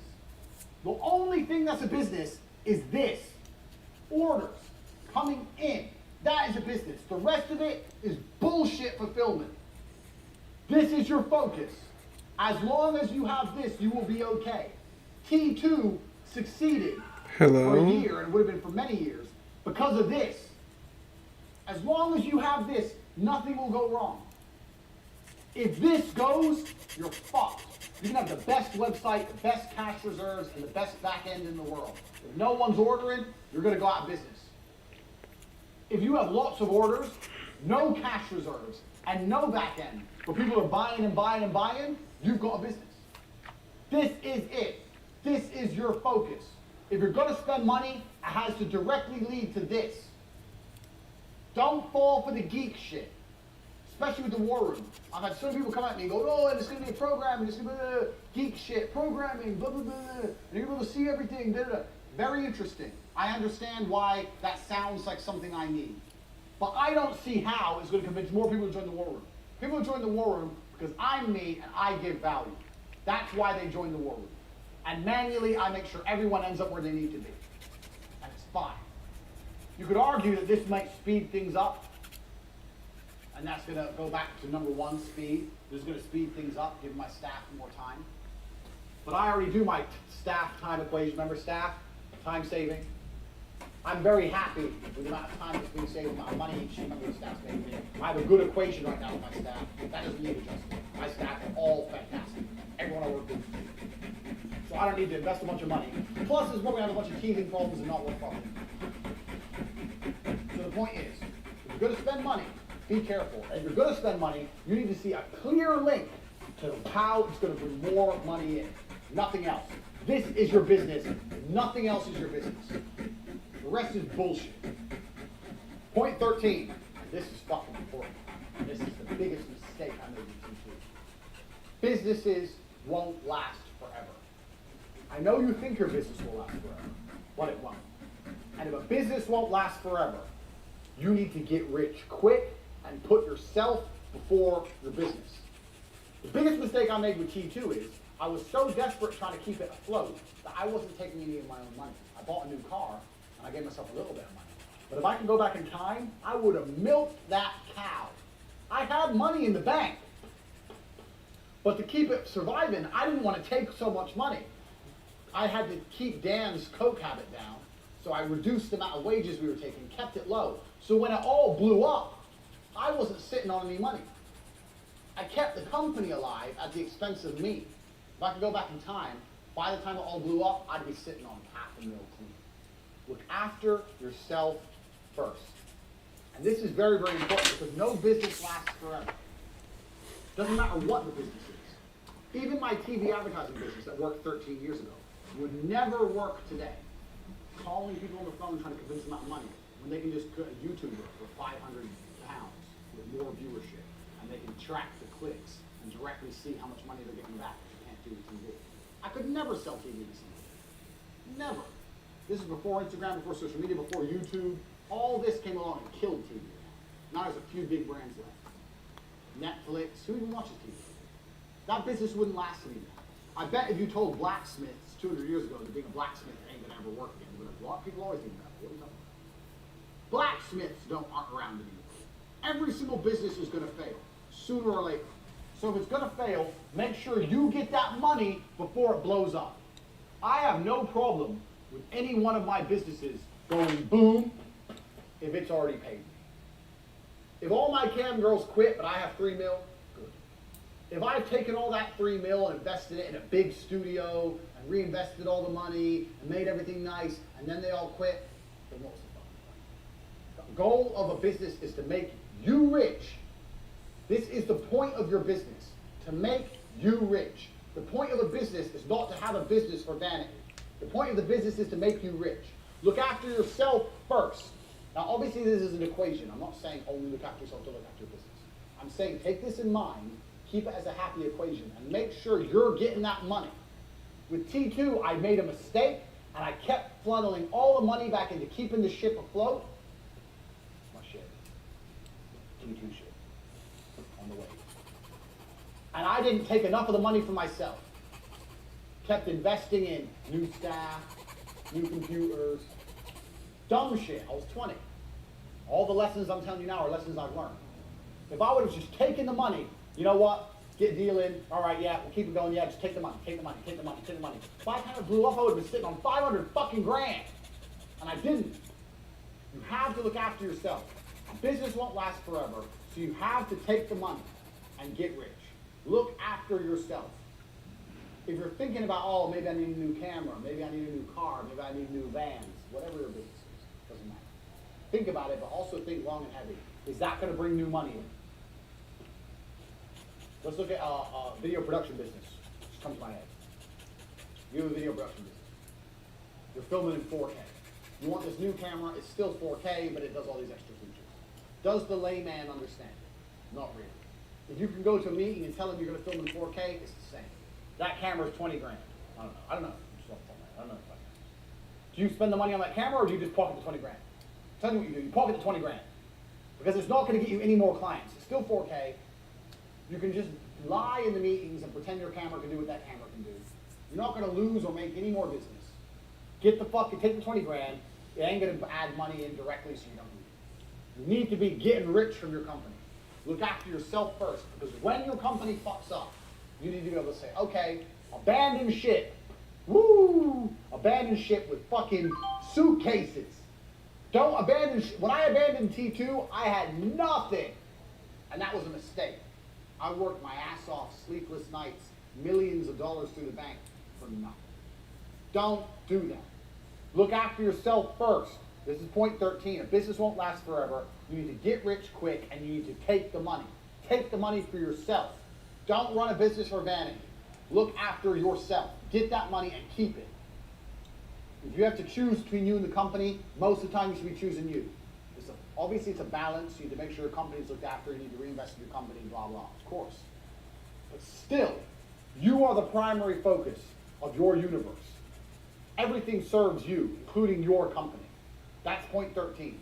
Don't make the mistake I made with T2, putting it all back in and not looking after yourself. There's a reason why you can actually put this into court. Look him up. Sir Philip Green, billionaire, bought BHS, which is a big clothing store in England, saw it was failing, took billions and billions for himself, let it fail, let everyone's pensions go under, let it sink. Once he realized, you know what do I do here? Do I just make millions and billions for myself, or do I save this company? Nah, for me. He actually lost his lordship for it, because that's such a beautiful thing. 10,000 old ladies lost their pensions. Pretty evil. But the point is the same. As a billionaire, he understood. Me first. Company second. So he milked it. I was another company. It was a toy store. And they ran up until Christmas Day. And they took all the money for Christmas. No, it was a catalog. Remember the catalog? There was these Christmas catalogs. I can't remember. There was these Christmas catalogs, and you pay every month. And you build up this balance. And then before Christmas, you can order all your presents and all your food from the catalog. And they ran up until Christmas Day. And then they closed. Took millions and didn't deliver anything. Really never was Christmas. I remember it was 10,000 families. But the managing director, because the managing director ended up going to court, he still got away with it because it was legal. He took $7 million. He looked at his business and goes, you know what? I don't think this is sustainable anymore. I'm not going to put any more money into this shit. I'm going to take £7 million. I'm going to fuck it off and deal with the big PR disaster. I'm going to go out. He looked after himself first. If we would put that $7 million back in, the company would have gone bust a year and a half later. You have no money. Look after yourself first. Be ruthless with it. Take the money for you. There's no point in going through this stress for any other reason. So, Sir Philip Green, look him up. He did it with VHS. And you can also Google Christmas catalog bankruptcy. And you'll see both of these people, both times the managing directors took their money. Same thing with the big banks. When the big banks went bust. All the banking directors, you think they didn't take big money? When the big banks all fucked up, you think they didn't take their big bonuses first? The smart people know. Look after yourself first, look after the business second. The smart people know that. So as long as you're financially okay, as long as your bills are paid, your mortgage is paid, and you have money, everything's gonna be all right. Right. Number 14, reputation control. I get lots of questions of people who say, well, what about, my reputation? People are saying bad things, etc., etc. To control your reputation is very, very simple. You need to do more good than bad. You're never going to have people 100% happy. But as long as, in general, you do more good than bad, you'll be okay. Also, you'll find that people don't often really go out of their way to slander you unless you really, really piss them off. And one of the easiest ways to piss people off is to ignore them. So, in business, no matter how bad things are going, you never ignore them.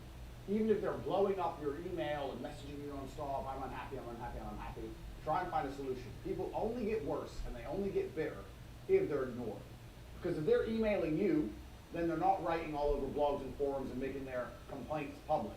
They're complaining directly to you, which means you can manage it.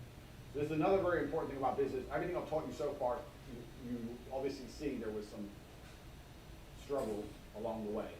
And I learned the most important thing you can do to manage your reputation is to take all the criticism personally so they can't spend the criticism anywhere else.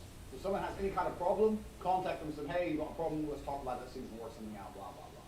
Even if they're a complete unreasonable idiot. If you continue to email them back and forth and let them vent a little, they're very unlikely to continue to just spread crap all over the internet. That's the world we live in now.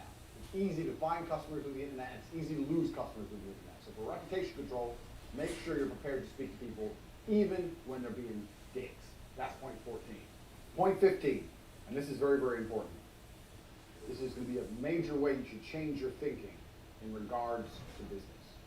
So you've learned a lot of things so far, and you're about to learn something else. And I think I've mentioned this before on Twitter, but if you missed it, this is very, very, very important. You have to change the way you think about money. And you're going to change the way you think about money by only thinking about money all of the time. So I'll give you an example. 99.9% of people who go in a coffee shop and buy coffee and sit down. If I go in a coffee shop, I go in, I look at the prices of the coffee, I look at how busy the place is, I buy my coffee and I sit down, and then I think, if I had to run this business, would I make money? Is there a way I could run this business and make more money?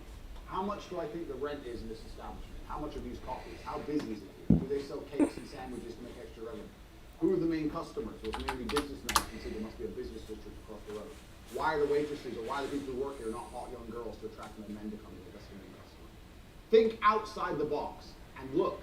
If I were to open a coffee shop right next door, could I beat them? Are these coffees expensive? Are they cheap? Are they good? You have to start looking at every single business you interact with, every single one, and see how you would compete with them.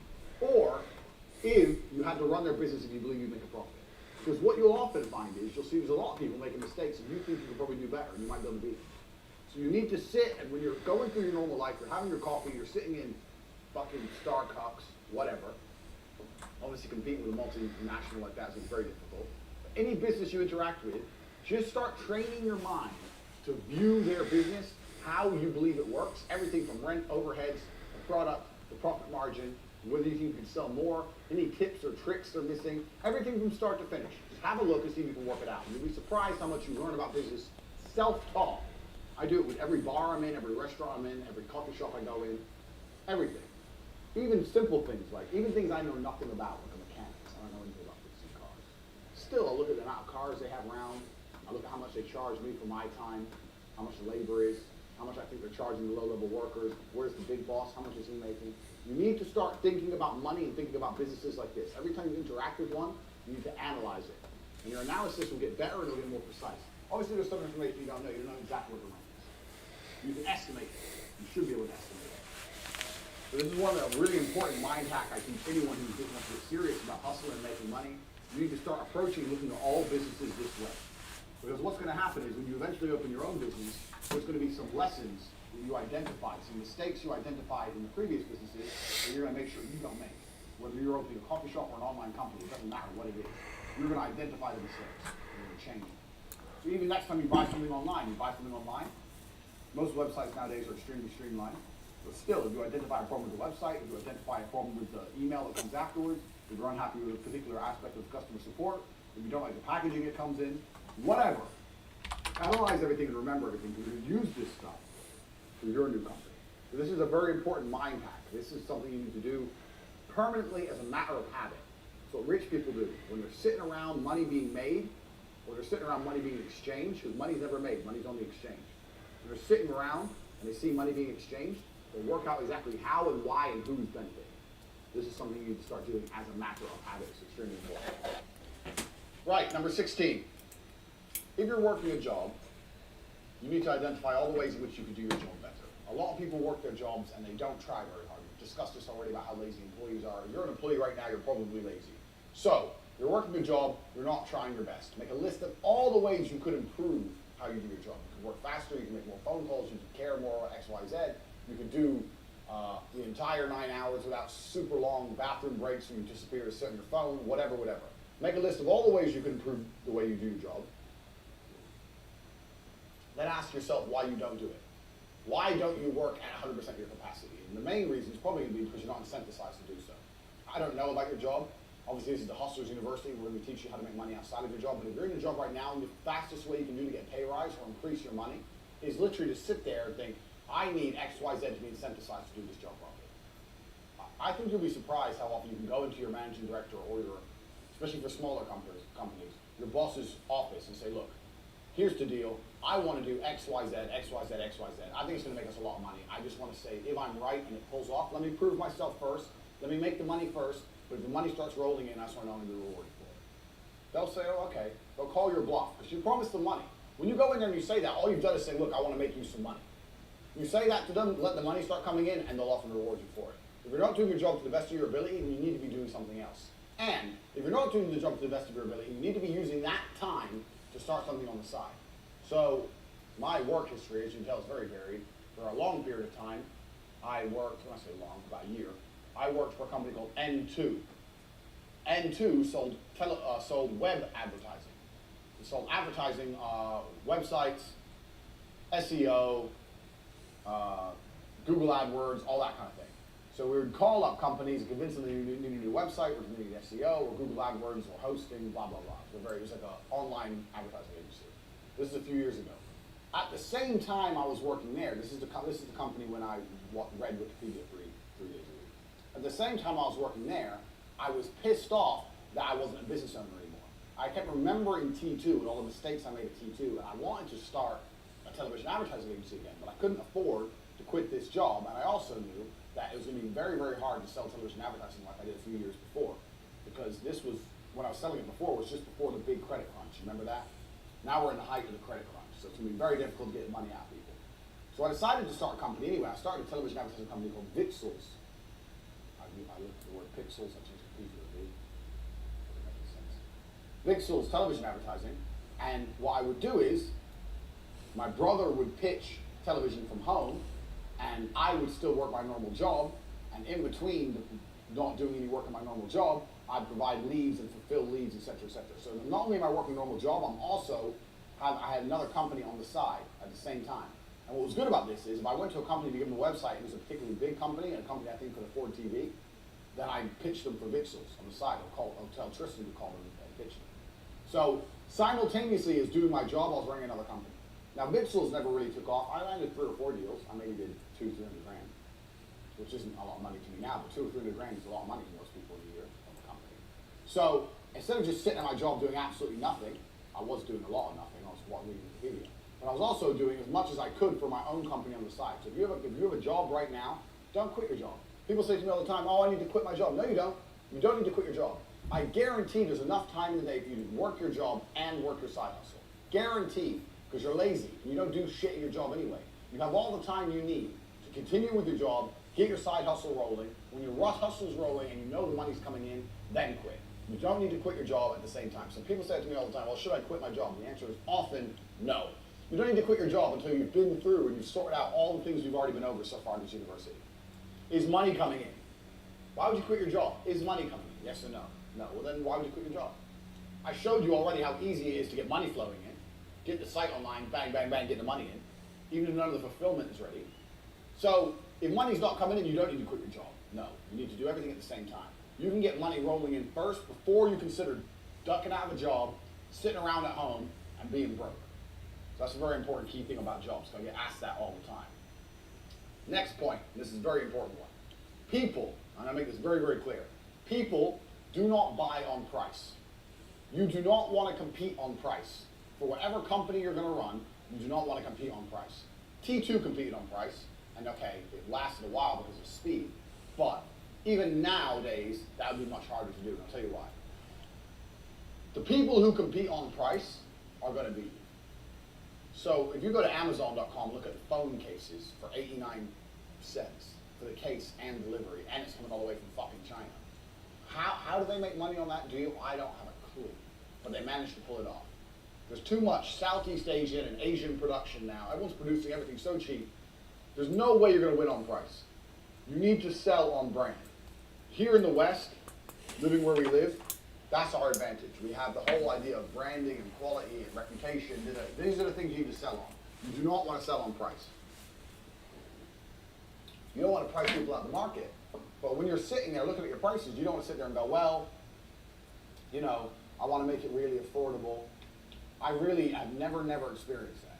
So you've joined my university. This is, I don't know if you joined at half price for $9.99 or you joined at full price, whatever. I could have done this cheaper, but why would I do it cheaper? This is the value. The value here is everything I'm saying. This is how much it should cost.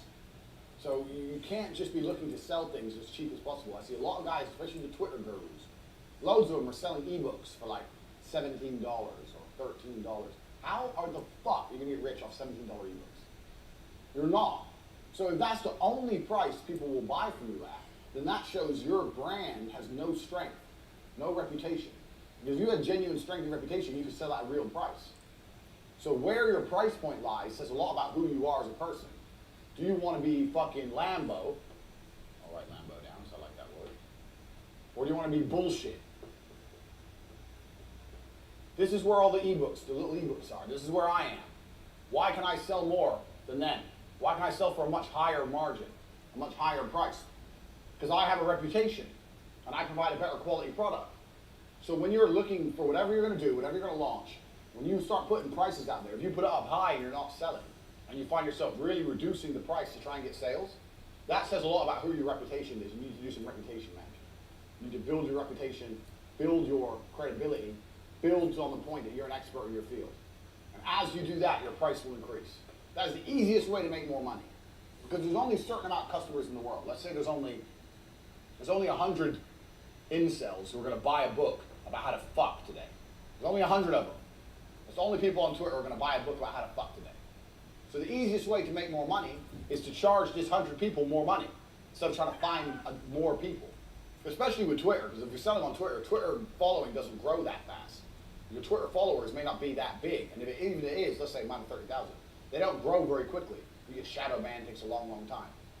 So you only have a certain amount of potential customers, so you want each one to spend as much money as possible. This is the reality of the game.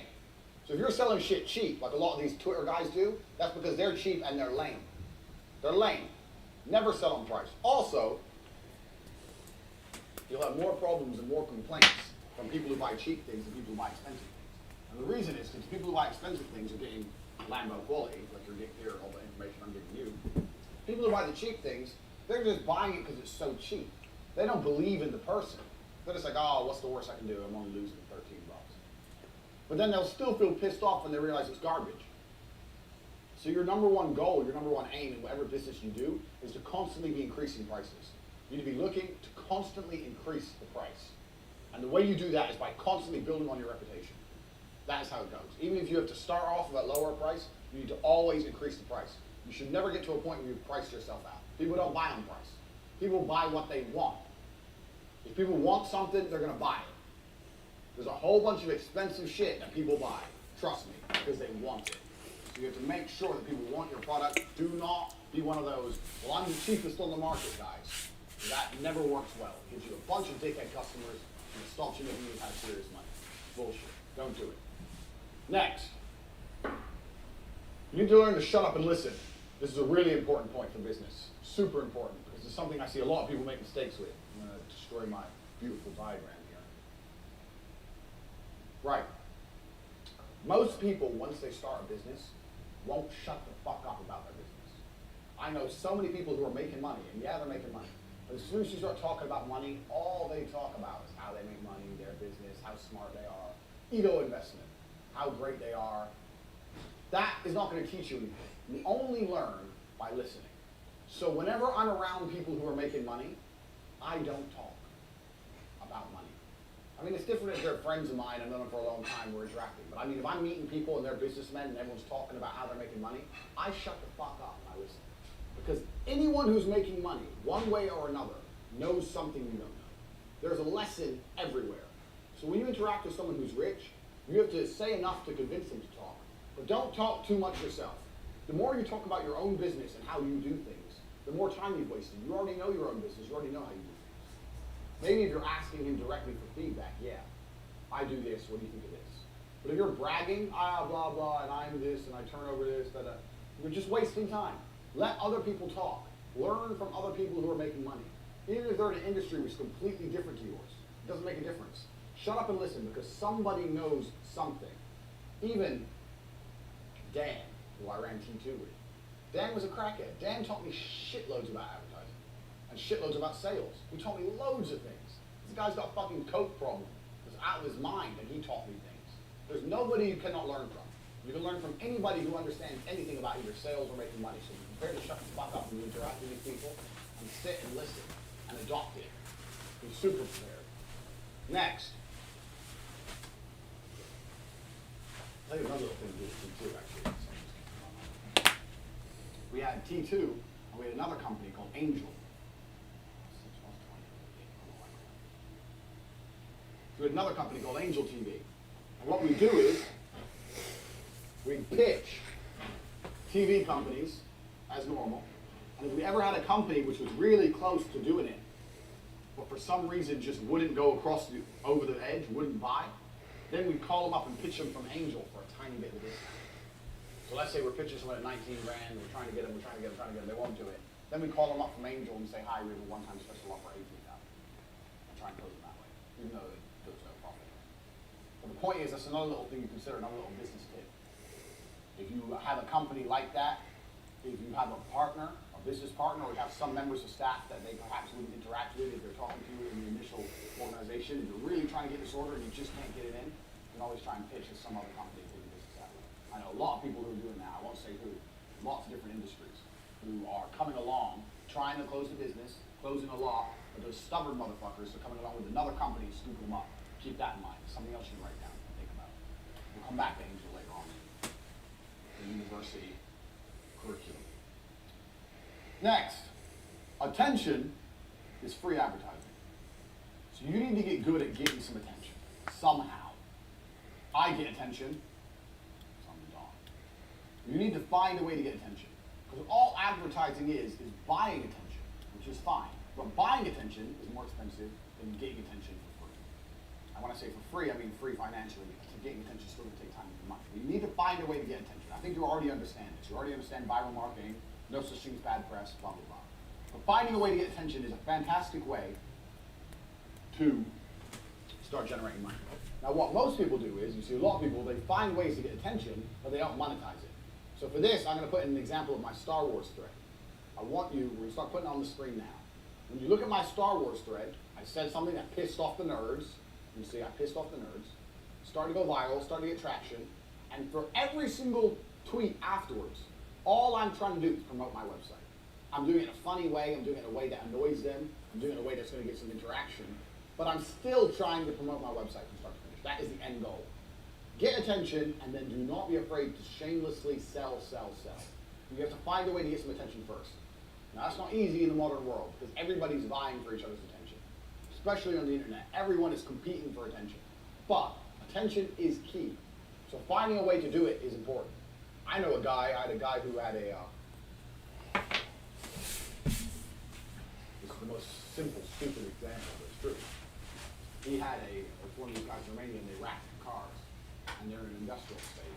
And he painted the entire side of his wall with a huge mural, like a spray paint mural of a car being wrapped.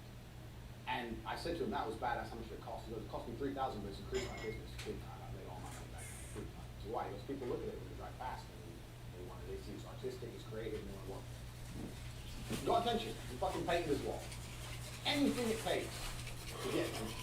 You're gonna sign on your company is to sign big and bright and bold enough. Probably not. There is no such thing as bad attention. In the world we live in now, we live in an attention economy. If you have lots of attention, you can turn that into money. If you have no attention, you're not gonna have any money. We're in an attention economy. You don't even need good ideas now. YouTube has proved attention economy. You have fucking morons out there doing nothing on blogs, talking shit and being complete losers. But because people watch it, because they get attention, they're millionaires. Attention is the currency of the modern world. So if you're going to start any kind of business, one thing you need to consider is, we talked earlier about money in, all your money out. This is your only real business, the money in. And how you don't want to be investing any of your money in anything that doesn't lead back to here. You can see that fall. But, you know what's going to lead to this? You know what's going to increase the number of sales coming in? Attention. Attention is key. Attention is going to accelerate everything. So you need to keep that in mind. Don't be afraid to do things that are a little bit crazy to get people to pay attention to you. Now, obviously, I'm not saying join ISIS or something stupid for attention. Keep it in mind. Attention is the currency. Attention is the magic formula, that the catalyst that's going to take any company and blow it up fast. So keep that in mind when you're looking to launch a company or you're already running your company. Does my company get enough attention? No. Okay, so which company in my industry does get attention? This one. How do they get it? Oh, well, they pay for advertising, for example. Or they do this viral campaign. Or they sponsor this. How are the people taking the attention that you want? How can you get the attention? Find a way. If you have to go and run a marathon dressed as a fucking dinosaur with your company name on the back, then go do it. It's effectively free. It's good for you. Don't be lazy. You have to do something to get some attention. Attention is the key. That's going to be the difference between a failed business and a successful business. Even with the cam girls. People say to me all the time, cam girls, that's not real business. Girls just get naked and they just make money. No, that's not true. Girls used to say, oh, what, you just get naked and you get money. No, it's not like that at all. Making money as a cam girl is difficult. It's a real business. How many girls are online right now? 100,000 maybe? You're trying to compete with all those titties and pussy. It all looks the same effectively, tits and pussy. It's all the same. How do you compete with that? How do you get the attention of men when they have so many choices? They can click, scroll through all the titties. So how do you get the attention? So as a cam girl, with all my cam girls I was training, we would have meetings. How do we get attention? And that's why all these girls do like cosplay and dress up as video game characters, differentiation, anything it takes to get attention. So the cam girl industry is completely an attention industry. You have to find a way to get attention. You have to think about it. So with the cam girls, we did lots and lots of different things. Very small things made a big difference. Remembered customers' names. Remember the names of their pets. Paid attention to them. Said hello when they came in the room. Called them by their first name. So they all Fuck. Time to go. I'm down 9 basis points.